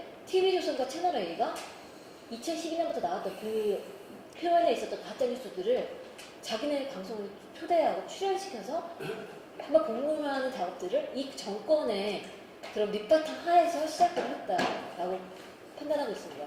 근데 이때 TV조선과 채널A가 탈북자 출신의 그 광주에는 600명의 북한군이 투입했다. 이게 진실이다라고 이야기하는 사람들이 출연시켰습니다. 한 번이 아니라 반복적으로 출연시켰습니다. 임찬성 씨 같은 경우에는 TV조선에 한 5차례 이상 나왔습니다. 이렇게 나오다가 이제 광주를 왜곡하고 근데 당시에 광주 이제 5.18 단체들과 한번 이제 붙었죠. 그러니까 바로 사과 방송을 했으나 사과 방송한 다음 날에도 무게 들고 일어나서 무장폭동이라고 했는데 그거 갖고 난리를 친다는 식의 비하 발언들을 TV조선에서 계속 나오고 있었습니다. 저희가 이제 그것들에 대해 대응하지 않았을 뿐이지 사과가 진정한 사과로 끝나지 않았고 이 방송이 방송통신심의위원회에 넘어갔을 때 그 방송통신심의위원회에 심사를 의견 진술을 이거 증언을 하러 간 사람이 뭐라고 했냐면 당시 북한군이 오지 않았다는 근거가 있냐. 니네 그거 좀 얘기해라. 나는 실제 진실을 계속 밝혀나갈 거다. 이런 식의 발언을 하면서 광주를 왜곡하는 발언을 계속했습니다. 이 사람이 누구냐면 지금 현재 펜앤마이크라고 하는 정규제 방송 지금 5.18을 왜곡하는 가장 핵심적인 거기에 논설위원으로 현재 있는 사람입니다. TV조선 당시에 보도본부장이었던 권순환 씨인데요. 이 사람이 그때 그렇게 제대로 사과하지 않고 제대로 진실을 규명하지 않으니까 다시 끝나고 나가서 펜앤마이크 가서 지금 이 5.18 왜곡하는 걸 계속 하고 있는 실장인 겁니다. 2013년에 그 TV조선과 채널A뿐만 아니라 2016년에도 또 대대적으로 이제 전두환을 다시 그의 존재를 훌륭하게 만들고자 하는 이런 언론들의 시도가 있었습니다. 2016년 5월 16일에 조선일보가 한 칼럼을 통해서 사실 전 씨의 주장이 동학농민운동 이전에 전북에 있었다 하면서 전라도랑 이렇게 척을 들 일이 없는데 뭐 이런 헛소리를 하는 칼럼을 실제로 실었고 이날 최고식이 만난 사람이라고 하는 조선일보에서 전두환은 12.12와는 상관있고 5.18과는 무관하다라고 하는 이희성 전 계엄사령관의 인터뷰를 실었습니다. 그러니까 이 시기에는 계속 전두환은 사실 5.18에 그렇게 큰 영향은 없는데 사람들이 이렇게 오해가 쌓여서 전두환과 척을 찍게 되었다라는 주장들이 계속 나오기 시작하고 이 시기에 TV조선에서도 MBN에서도 김충리 씨를 출연시켜서 계속 5.18 전두환 씨를 광주와 화해하고 싶은데 그게 잘 안 되고 있다. 오해가 쌓여지고 있다. 뭐 이런 식의 이야기들 하면서 계속 분리시키는 과정들이 진행이 되었습니다. 빨리 진행을 해야 돼서 넘어가겠습니다. 어쨌든 지금 대표적인 가짜뉴스들이 나오고 있는데 이 가짜뉴스들이 아까 말씀드렸던 거는 언론과 정권의 어떤 그런 밑바탕 속에서 분출되었다는 것들이 우리가 확인해야 될 필요가 있고요. 가짜뉴스들에는 뭐 5.18 유공자, 가짜 유공자설, 뭐 북한군 개입설 이런 것들 다양한 지금 이야기 나왔던 것들이 있고요. 이 가짜뉴스들을 제가 봤을 때 되게 맨 처음에 봤을 때 어려운 건 뭐냐면 이들이 너무나 많은 자료들을 갖고 있습니다. 이 가짜뉴스들이. 그러니까 미공개된 사진들, 미공개된 문서들을 가지고 이 사람들이 마치 이것이 진실이냐 이야기하고 있어요. 가짜뉴스들에서. 그러니까 이들에게 정보가 제공되었다는 거고 얼마 전에 MB 정권이 조직적으로 뭐 기무사와 이런 걸 통해서 자료를 제공했다라는 이야기들이 그런 증언들이 나오겠죠. 그러니까 이들이 갖고 있는 자료가 너무나 많은데 그것에 비해서 이 진실을 규명하고자 하는 시민들이나 이 단체들이 갖고 있는 자료는 너무나 협소하다라는 거고요. 그런데 언론들이 이것들을 정말 실질의 진실을 밝히기 위한 노력들이 너무나 부족하고 이런 것들이 국가적 차원이나 언론 차원에서 진행돼야 된다는 것. 그리고 당시에 80년대부터 그리고 현재까지 광주를 왜곡하는 데 계속 앞장서고 있는 이 언론들에 대한 우리가 이야기하는 정말 적폐청산이 이루어지지 않으면 단죄가 이루어지지 않으면 이 광주는 또다시 어떤 정권이 또 들어서서 또다시 왜곡하는 그런 판이 깔아지면 그들은 거기서 다시 또 춤추면서 이 언론 왜곡을 이어갈 거다. 역사 왜곡을 이어가는데 동조할 거다. 이렇게 생각합니다. 이런 진실이 밝혀져야 된다고 생각합니다. 이상입니다. 예, 수고하셨습니다. 5.18을 생각하면 진상규명의 과제만큼이나 중요한 게 가짜 뉴스의 왜곡에 대한 대응, 이게 중요한 과제로 있습니다. 거기에서 언론들 해왔던 행태, 언론들의 또한 역할을 같이 검토를 좀 해봐야 될 것 같습니다. 다음으로 마지막으로 김재현 정남대 법학전문대학교 대학원 교수께서 5.18 민주화운동 부인에 대한 형법적 대응 방안 주제로 말씀해 주시겠습니다. 예, 조금 전에 소개받은 전남대학교 법학전문대학원의 김재윤 교수입니다. 5.18 민주화운동 관련해서는 현재 대한민국 국회에서 한 3가지 트랙으로 지금 진행이 되고 있는 것 같습니다. 하나는 지금 사회를 보시는 최경환 의원께서 대표 발의하신 5.18 민주화운동 진상규명에 관한 법률이고요. 또 다른 것은 지금 발표를 해주신 5.18 민주화운동에 대해서 왜곡을 하거나 폄훼를 하거나 가짜 뉴스를 대량으로 조직적 반복적으로 유포하는 이 진실을 부인하는 행위에 대해서 형법적 처벌하자라고 하는 5.18 왜곡법이라고 알려져 있는데요. 더불어민주당의 우리 이철희 의원이 대표 발의한 법안이 있습니다. 저는 요구에 대해서 조금 더 설명을 드릴 거고요. 그 다음에 마지막으로는 5.18 민주화운동 그 유공자에 대해서 서운이 좀 가능하도록 하는 이 최경배 의원께서 대표 발의하신 상호법 일부 개정 법률안이 있습니다. 이 3가지 법률안이 있는데 국회가 거의 내년이면 끝나는 것 같습니다. 다른 건 몰라도 진상규명만큼은 내일 모레 이제 다음 주인 것 같은데요. 빨리 조속하게 출범이 돼서 여러 가지 정부 차원에서 진실규명이 좀 이루어졌으면 하는 바람입니다. 저는 이제 그 진실에 대해서 왜곡하는 것들을 어떻게 형법적으로 대응할 것인가에 대해서 좀 소개 말씀드리겠는데 자료집에 보시면 시간 관계상 제가 이철희 의원 법률안 중심으로 좀 말씀을 드리겠습니다. 69페이지 이하에 되어 있는데요. 19대 국회의원에서도 최민희 의원이라든지 이계호 의원이라든지 몇 가지 이제 법률안이 되어 있었는데 전부 다 본회의를 통과하지 못하고 전부 다 이제 입법 폐기가 됐습니다. 다만 이제 올해 초에 2월 달에 그 자유한국당 3인이 폄훼 발언을 한 직후에 더 이상 이제 이거 가지고는 안 되겠다 해서 심각성을 인식하고 나서 이철희 의원이 이제 대표 발의를 했습니다. 근데 저 개인적으로 이제 이 논문이 2015년에 이러한 것들을 한국에서도 조금 독일 형법에 나와 있는 홀로코스트 부인죄라는 것인데요. 독일뿐만 아니라 프랑스라든지 벨기에라든지 여러 유럽 국가에서 이제 이런 규정들이 있습니다. 그래서 우리나라도 필요하다라는 취지의 글을 썼는데 올해 들어서야 조금 이제 구체적으로 논의가 되는 것 같습니다. 70페이지 하단에 보시면 구체적 법률안은 5.18 민주화운동 특별법 일부 개정 법률안에 처벌 조항을 넣는 것입니다. 8조 1항인데요. 신문, 잡지, 방송, 그 밖에 출판물, 정보통신망 등 사망에 보면 이제 3번에 보시면 기타 공연이 진행한 토론회, 간담회 이런 데서 이제 5.18 민주화운동에서 왜곡 발언을 하는 거에 대해서 7년 이하의 징역, 7천만 원의 벌금.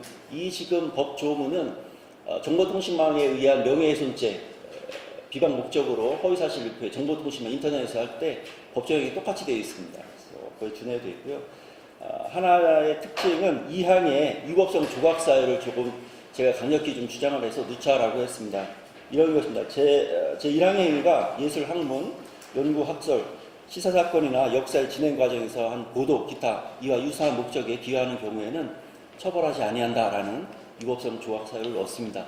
이러한 것들은 왜 위법성 조각사유를 넣냐면 지금 현행 형법 310조에도 단순 사실 명예훼손에 대해서는 오로지 공공의 이익을 위해서 명예훼손한 경우에는 이제 위법성 조각사유가 있습니다.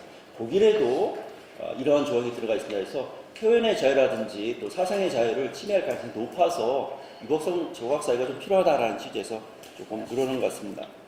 71조 이하에서는 제가 요즘에 가장 많은 질문을 받는 것입니다. 자유한국당에서 다음과 같이 한 5가지 이유를 들어서 이 왜곡법을 반대하고 있습니다. 그래서 제가 나름대로 하나하나 조금 반론 성격의 정리를 좀 한 것인데요. 첫 번째, 꼭 민주화운동 부인하는 행위에 대해서 자유규제와 타유규제 여러 가지 형법 이외에 행정법적인 것도 있고 여러 가지 자유규제도 있는데 꼭 형법으로 해야 되느냐라는 반론이 있습니다. 여기에 대해서 특히나 이제 드는 것이 미국에서 표현의 자유, 수정헌법 1조의 표현의 자유라는 것을 들어서 대한민국에서 만약에 이러한 왜곡 발언을 가짜뉴스 미국에서도 많은데 미국에서는 처벌하지 않는다. 한국이 언론의 자유, 표현의 자유 그렇게 많이 미국처럼 보장되어 있느냐 반대하는 게 많이 있습니다. 그러나 오해의 소지가 있습니다. 나경원 대표도 이런 말씀을 많이 하시는데 미국에서는 미국 수정법 1조 표현의 자유에서 보호하는 것도 다음과 같은 세 가지는 절대 보호하지 않습니다. 음란한 표현들, 명예훼손하는 표현들, 또 공격적 언사라고 하는데 이 세 가지는 미국에서도 보장하지 않습니다. 5.18 민주화운동 외국 발언은 가장 심각한 명예훼손에 대한 것입니다. 우리나라도 다만 명예훼손에서 안 되는 것이 앞에 써놨지만 집단 표시에 의한 명예훼손 이것을 대법원이 부인하고 있기 때문에 인정하지 않기 때문에 명예훼손죄로 처벌할 수 없을 뿐입니다. 법리상. 이것도 대법원에서 조금 많이 바꾸길 원하고 있는데 바꾸지 않습니다. 두 번째는 민사 규제로 하면 되지 않느냐라는 또 주장이 있습니다. 미국에서는 민사 규제에 의해서 우리나라하고 다른 것이 징벌적 손해배상 제도라는 것이 있어서 만약에 조선일보라든지 동아일보라든지 이러한 어떤 심각한 왜곡, 팩트와 전혀 다른 것을 보도했다면 징벌적 손해배상에서 언론사가 아마 폐간될 위기에 처할 겁니다. 한두 번이 아니거든요. 우리나라는 아직까지도 언론중재법에 의한 이렇게 정정보도 청구권, 거기에 따른 약간의 금전, 그 다음에 민사상 재판에서 명예훼손, 750조에서 민사상 명예훼손죄가 또 다시 성립해서 손해배상만 하면 됩니다. 금전 굉장히 작습니다. 징벌적 손해배상 제도가 들어오지 않는 이상은 민사적 규제에 의해서는 도저히 이런 문제 해결할 수 없습니다. 두 번째는 아까 이제 말한 표현의 자유, 사상의 자유 이렇게 되어 있는데 아까 제가 말씀드린 바와 같습니다. 표현의 자유, 명예 이런 것들도 명예훼손에 대한 어떤 법익 침해에 대한 것은 더 이상 범죄 행위이기 때문에 표현의 자유 내에 들어올 수가 없는 것입니다. 세 번째는 이런 표현이 또 많이 나옵니다. 왜 꼭 민주화운동 부인죄만 형사처벌해야 되느냐? 4.19 혁명도 있고 60 항쟁도 있고 이런 것들도 부인 발언하면 처벌해야 되는 게 아니냐 이렇게 되어 있습니다. 이러한 것들은 민주화운동 기념 사업법에 한 10가지 이제 대한민국이 공식적으로 민주화운동을 인정한 것들인데요. 저는 이렇게 말하고 싶습니다.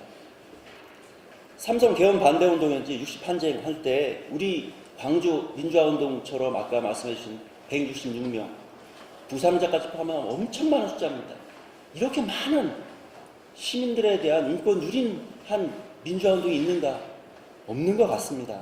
또 지역적, 사회적, 정치적 편견과 이러한 지역의 어떤 이 조장하는 문제들 사실 아까 잘 말씀해 주셨습니다. 이게 왜 아직까지도 문제가 되냐? 아직까지도 50 잔재 세력이 남아있기 때문에 그렇습니다. 한 번도 과거 청산이 된 바가 없습니다. 또 이것을 정치인들이 계속해서 활용을 해서 당리당략으로 이용하고 있습니다. 4.19 혁명에 대해서 자유한국당이 정파적으로 이용해 먹을 게 있습니까? 5.18은 그렇지 않습니다. 대구 경북과 광주 전라 완전히 지역적인 색깔을 해서 내년 총선에 또 이용해 먹으려고 하는 거 아니겠습니까? 네 번째는 이런 것이 있습니다. 6.25 북칠섬, 천안함 침몰설 이것도 왜곡 발언 좌파 쪽에서 많이 발언한다. 특히나 여러 가지 문제에서 천안함에 대해서도 이명박 사건 때 여러 가지 조사가 되어 있는데 자 여기에 대해서도 왜곡 발언하는 사람 처벌해야 되지 않느냐 이런 주장을 하고 있습니다.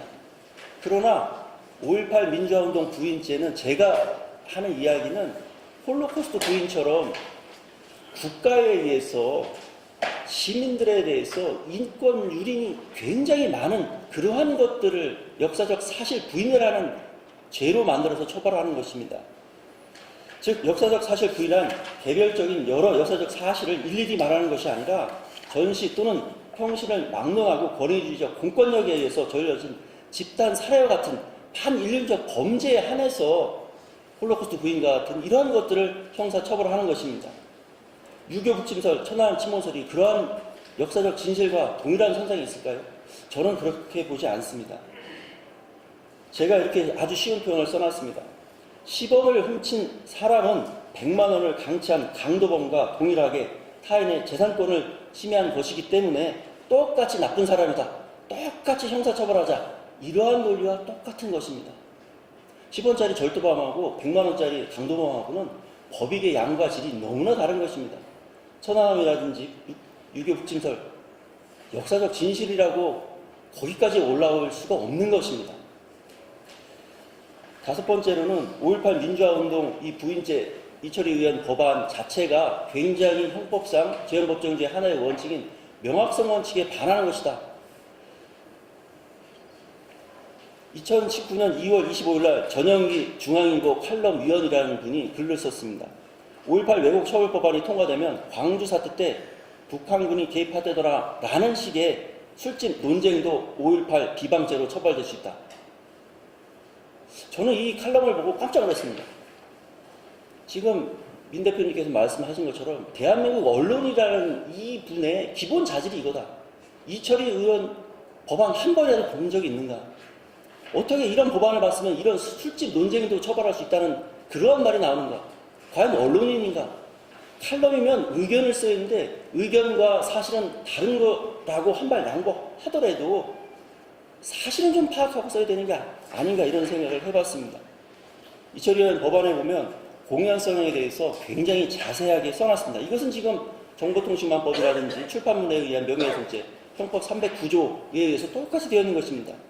신문, 잡지, 방송, 그 밖에 출판물, 정보통신망, 인터넷, 전시물, 공연물, 전시, 게시, 상영, 기타, 공연이 진행한 토론회, 간담회, 기자회견, 집회, 가도연설 이런 다중이 여러 사람한테 전파가 가능한 그러한 정도에 한해서 이야기하는 것이지 선술집에서 둘이 이야기하는 걸 가지고 우리가 명예훼손죄로 처벌하거나 그럴 수가 없는 것입니다. 그래서 이러한 5가지 반론에 대해서 저 나름대로 이렇게 반박을 했는데요.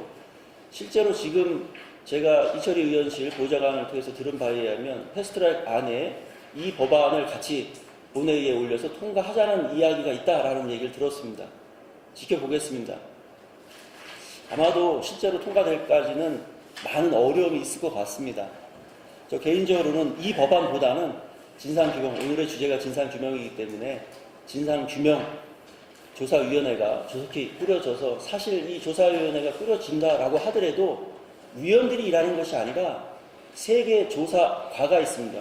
조사과에 실제 조사위원들이 실제로 선임이 돼서 조사를 해야 되는데 기간도 많지가 않습니다. 그래서 조속히 조사위원회가 꾸려지고 조사국도 실제 조사하시는 분들도 임명이 돼서 올해 가기 전에 조금 가시적인 성과가 있었으면 합니다.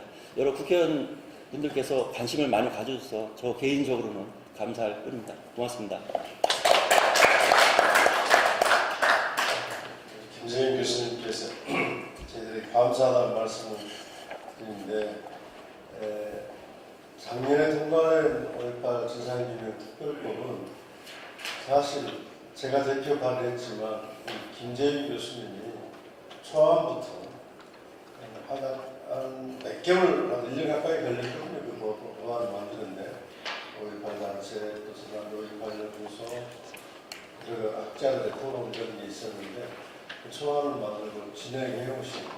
그래서 제가 추경안법이 아니라 김재현법이라고 항상 이야기합니다. 거기서 그치지 않고 이번에 이철희 의원이 166명 의원들이 발의해서 역사 왜곡 처벌법 우리가 홀로코스트 부정방지법이라고 부르기도 하죠.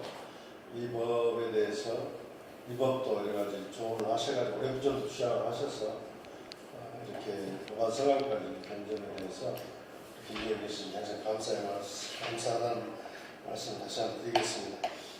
근데 이 법이 그렇게 5.18에 대해서 이해가 높고 같이 하신 분들도 의원들도 반대하는 부분이 의외로 많습니다. 그래서 사상 자유 문제 때문에 그래요.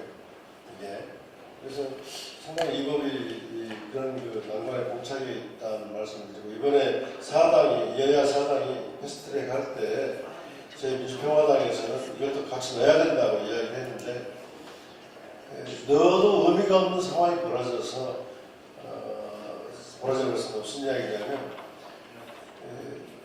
여러분 난 선거법 연동교회 비대표 그 선거법은 정결특위의 심상정 위원장이 방망이를 두드리잖아요. 그리고 공수처법, 검경수사권 조정 사개특위 이상민 민주당 위원장이 방망이를 두드립니다. 그런데 이 법은 법사위로 가 있습니다.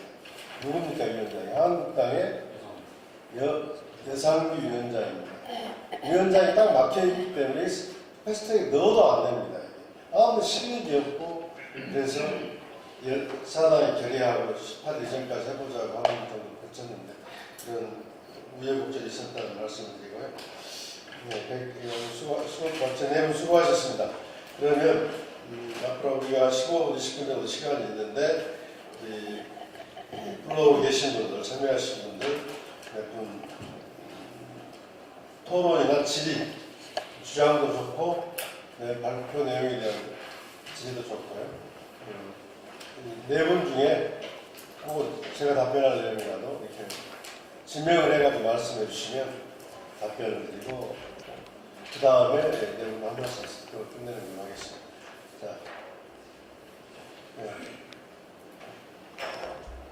최영주 의원님, 아까 잠깐 언급하셨는데 지금 광주 사태, 광주 민주화운동 당시 실종자들 민간인 시신이 헬기로 김해 인근으로 지금 옮겨졌다는 것은 이미 보도가 되지 않았습니다. 그렇게 추정이 되는 거죠. 아니, 그건 아직 뭐 증명된 바는 없습니다.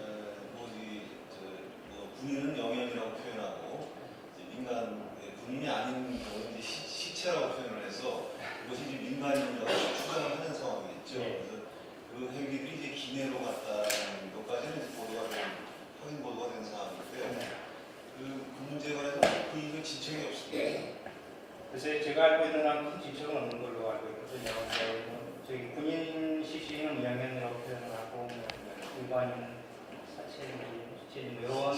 이런 것에 대한 근거를 통해서 당시에 옮겨진 게 이제 무슨 민간인일 것이다 라고 이제 추론하고 있습니다. 그 추론을 뒷받침을 아직 객관적이고 추가적인 증거는 아직 없는 상태이고 왜 기회로 왔었어야 되는지에 대해서도 좀 저희가 남아있고요. 그래서 근데 많은 그 전문가들이 이전에 이 문제를 가지고 한번 진상규명에 관련이 있는 사람들에게 토론이 있었는데 공관련 전문가들이 그렇게 말씀하시더라고요. 일단 군은 어떤 형식으로든 절대 흔적을 남기지 않는답니다. 그러니까 어떤 식으로든 요건 안매장이랄지 이런 식으로 남기지 않는데요. 그냥 어떤 식으로든 간에 처리를 반드시 아니 흔적을 남기자고 처리를 하는 것이고 5.18 27일 날 광주가 진압되고 난 이후에 또 보면은 당시 7공수, 3공수, 11공수와 몇 개의 특수부대 출신들이 광주를 지속적으로 왔다 갔다 했다고 해요. 그 얘기는 뭐냐면 문재인이 광주에서 자기들이 자행을 했었던 여러 가지 가혹행위에 대한 물증들과 몇 가지 증거들을 자기하기 위한 그런 행위들이 아니었겠느냐라고 하는 것에 대한 추측들이 많이 있는 것으로 제가 알고 있으며 아직 그 수준 이상까지는 저기를 지금 진정된 바는 없는 것 같고요. 사실 이 문제는 어떤 대단히 중요한 그 증인들의 그 양심선언이랄지 결정적인 물건이 나오지 않는 한 항상 그 추론 단계에서만 머물지 않을까라는 그런 안타까운 게 있는 것이고 또 이런 것들 때문이라도 진상규명이 강행 같은 그 수사권에 버금가는 그런 그 조사권 받지 되지 않은가라고 하는 그런 데에 대한 네, 저도 좀 질문 하나 해보고 싶은데요. 우리 최영주 연구원께서 말씀한 진실재판제요. 네.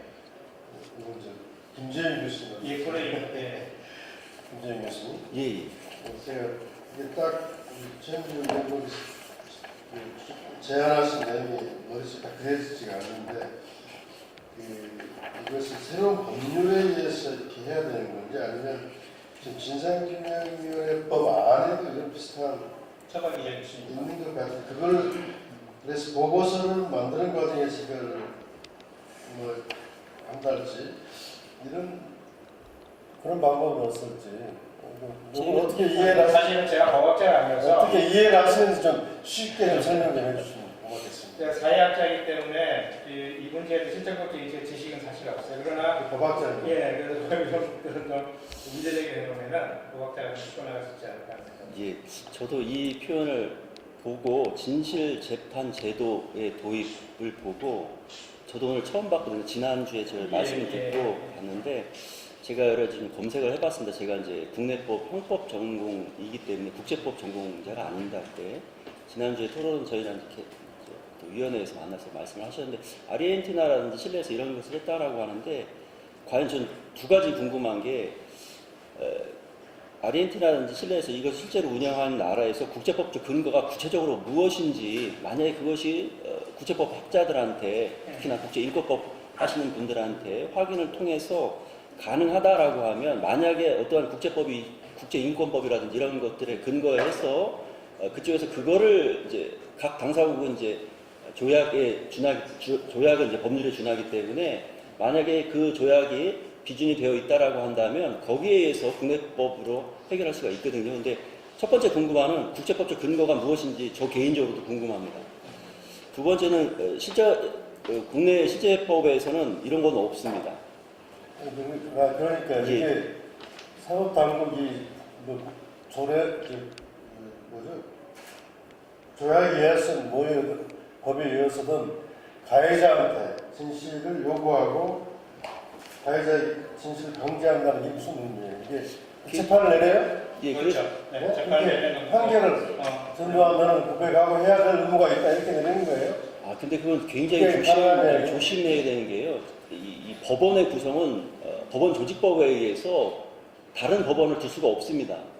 그래서 만약에 이러한 것을 특별법으로 만약에 진실재판 제도에 관한 무슨 뭐 특별법을 만약에 국회의원님께서 하신다라고 한다면 저는 굉장히 아마 여러 가지 면에서 힘들 것 같다, 논란이 있을 것 같다. 예. 그래서 또 나온 것이 저희가 진실규명법에서 성폭행을 당한 부분들에 대해서 여성가족부가 조사를 했습니다. 거기에 대해서 공소시효가 내란 목적 살인죄 같은 경우는 5.18 특별법이 만들어진 저희가 이제 공소시효 기산할 때 계엄 해제일로 잡고 있습니다. 그래서 내란 목적 살인죄는 아직도 그 당시 이제 특별법이 공소시효를 폐지할 때에 정지시켜놨는데 그것이 이제 아직까지 살아 있습니다. 그래서 충분히 내란 목적 살인죄의 가해자만 특정이 되면 실정법으로 충분히 그건 가능하거든요. 그런데 그것 말고 성폭행범은 내란 목적 살인이 아니기 때문에 이것은 공소시효가 다 끝났습니다. 이것을 해결하기 위한 방법이 뭐냐라고 저한테 여쭤보셨는데 저도 아무리 생각해봐도 없습니다. 그래서 이것은 국제형사재판소밖에 갈 수밖에 없습니다. 여기 이제 여기 진실재판이 일종의 쇼케이스입니다.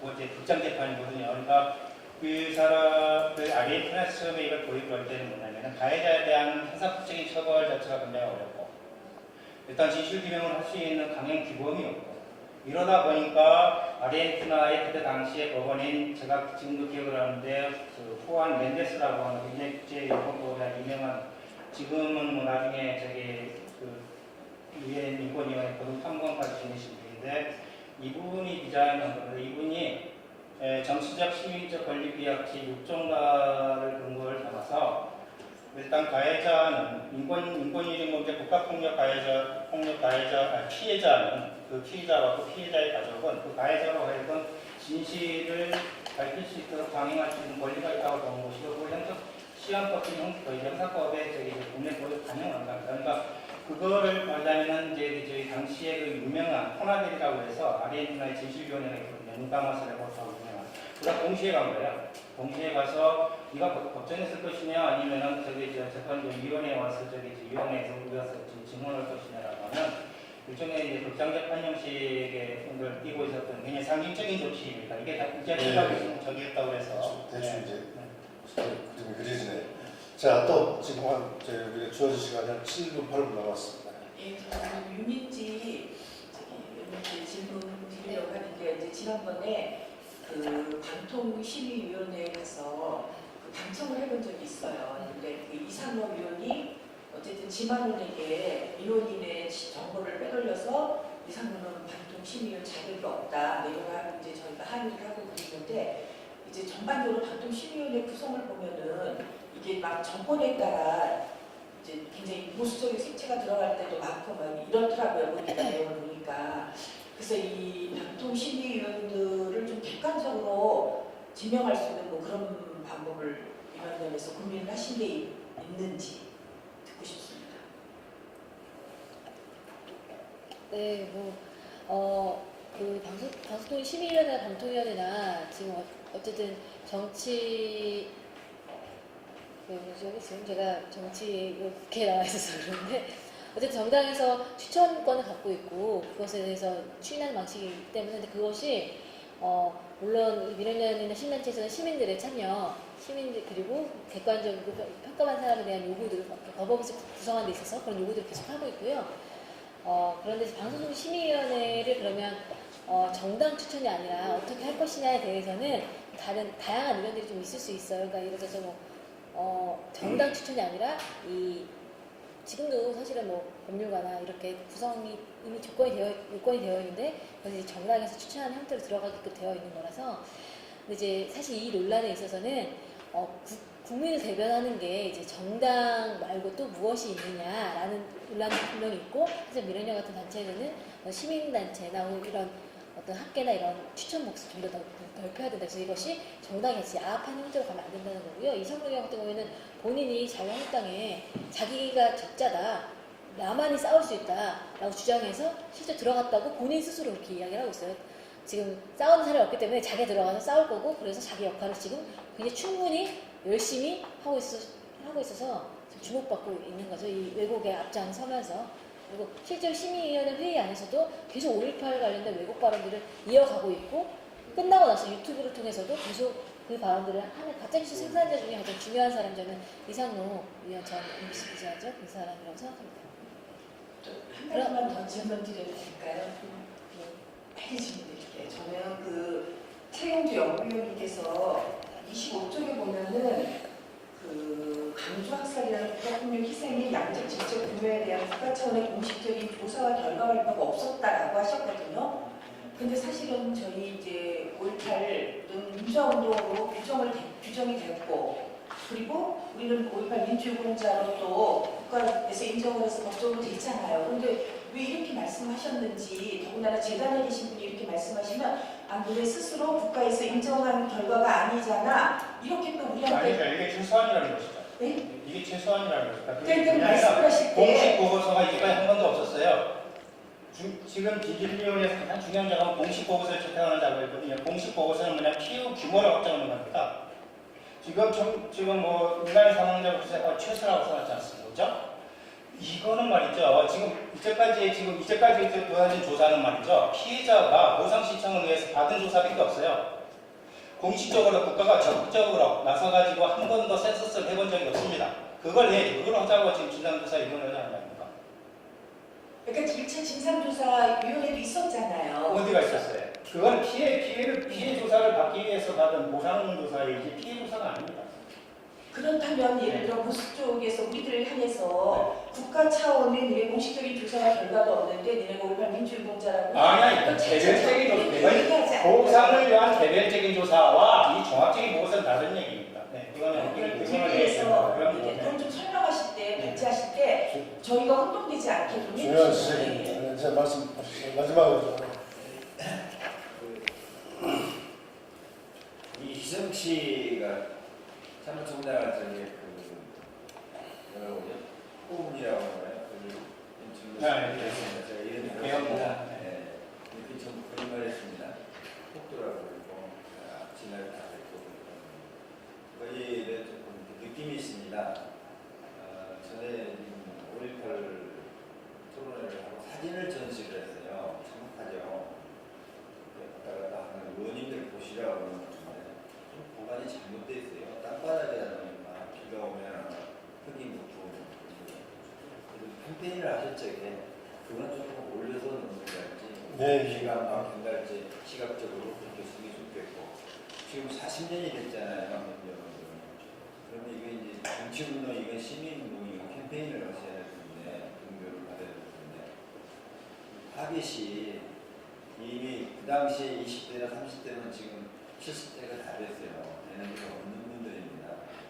연결을 할 수가 없는 분들이죠.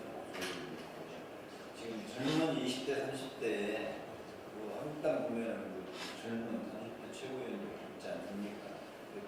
그 또래를 타겟으로 하는 그런 캠페인이 필요할 것 같고 지금 저 헬리콥터 사진을 보면 저희들 아는데 저게 무슨 의미가 있는가 올려나고 그렇습니다.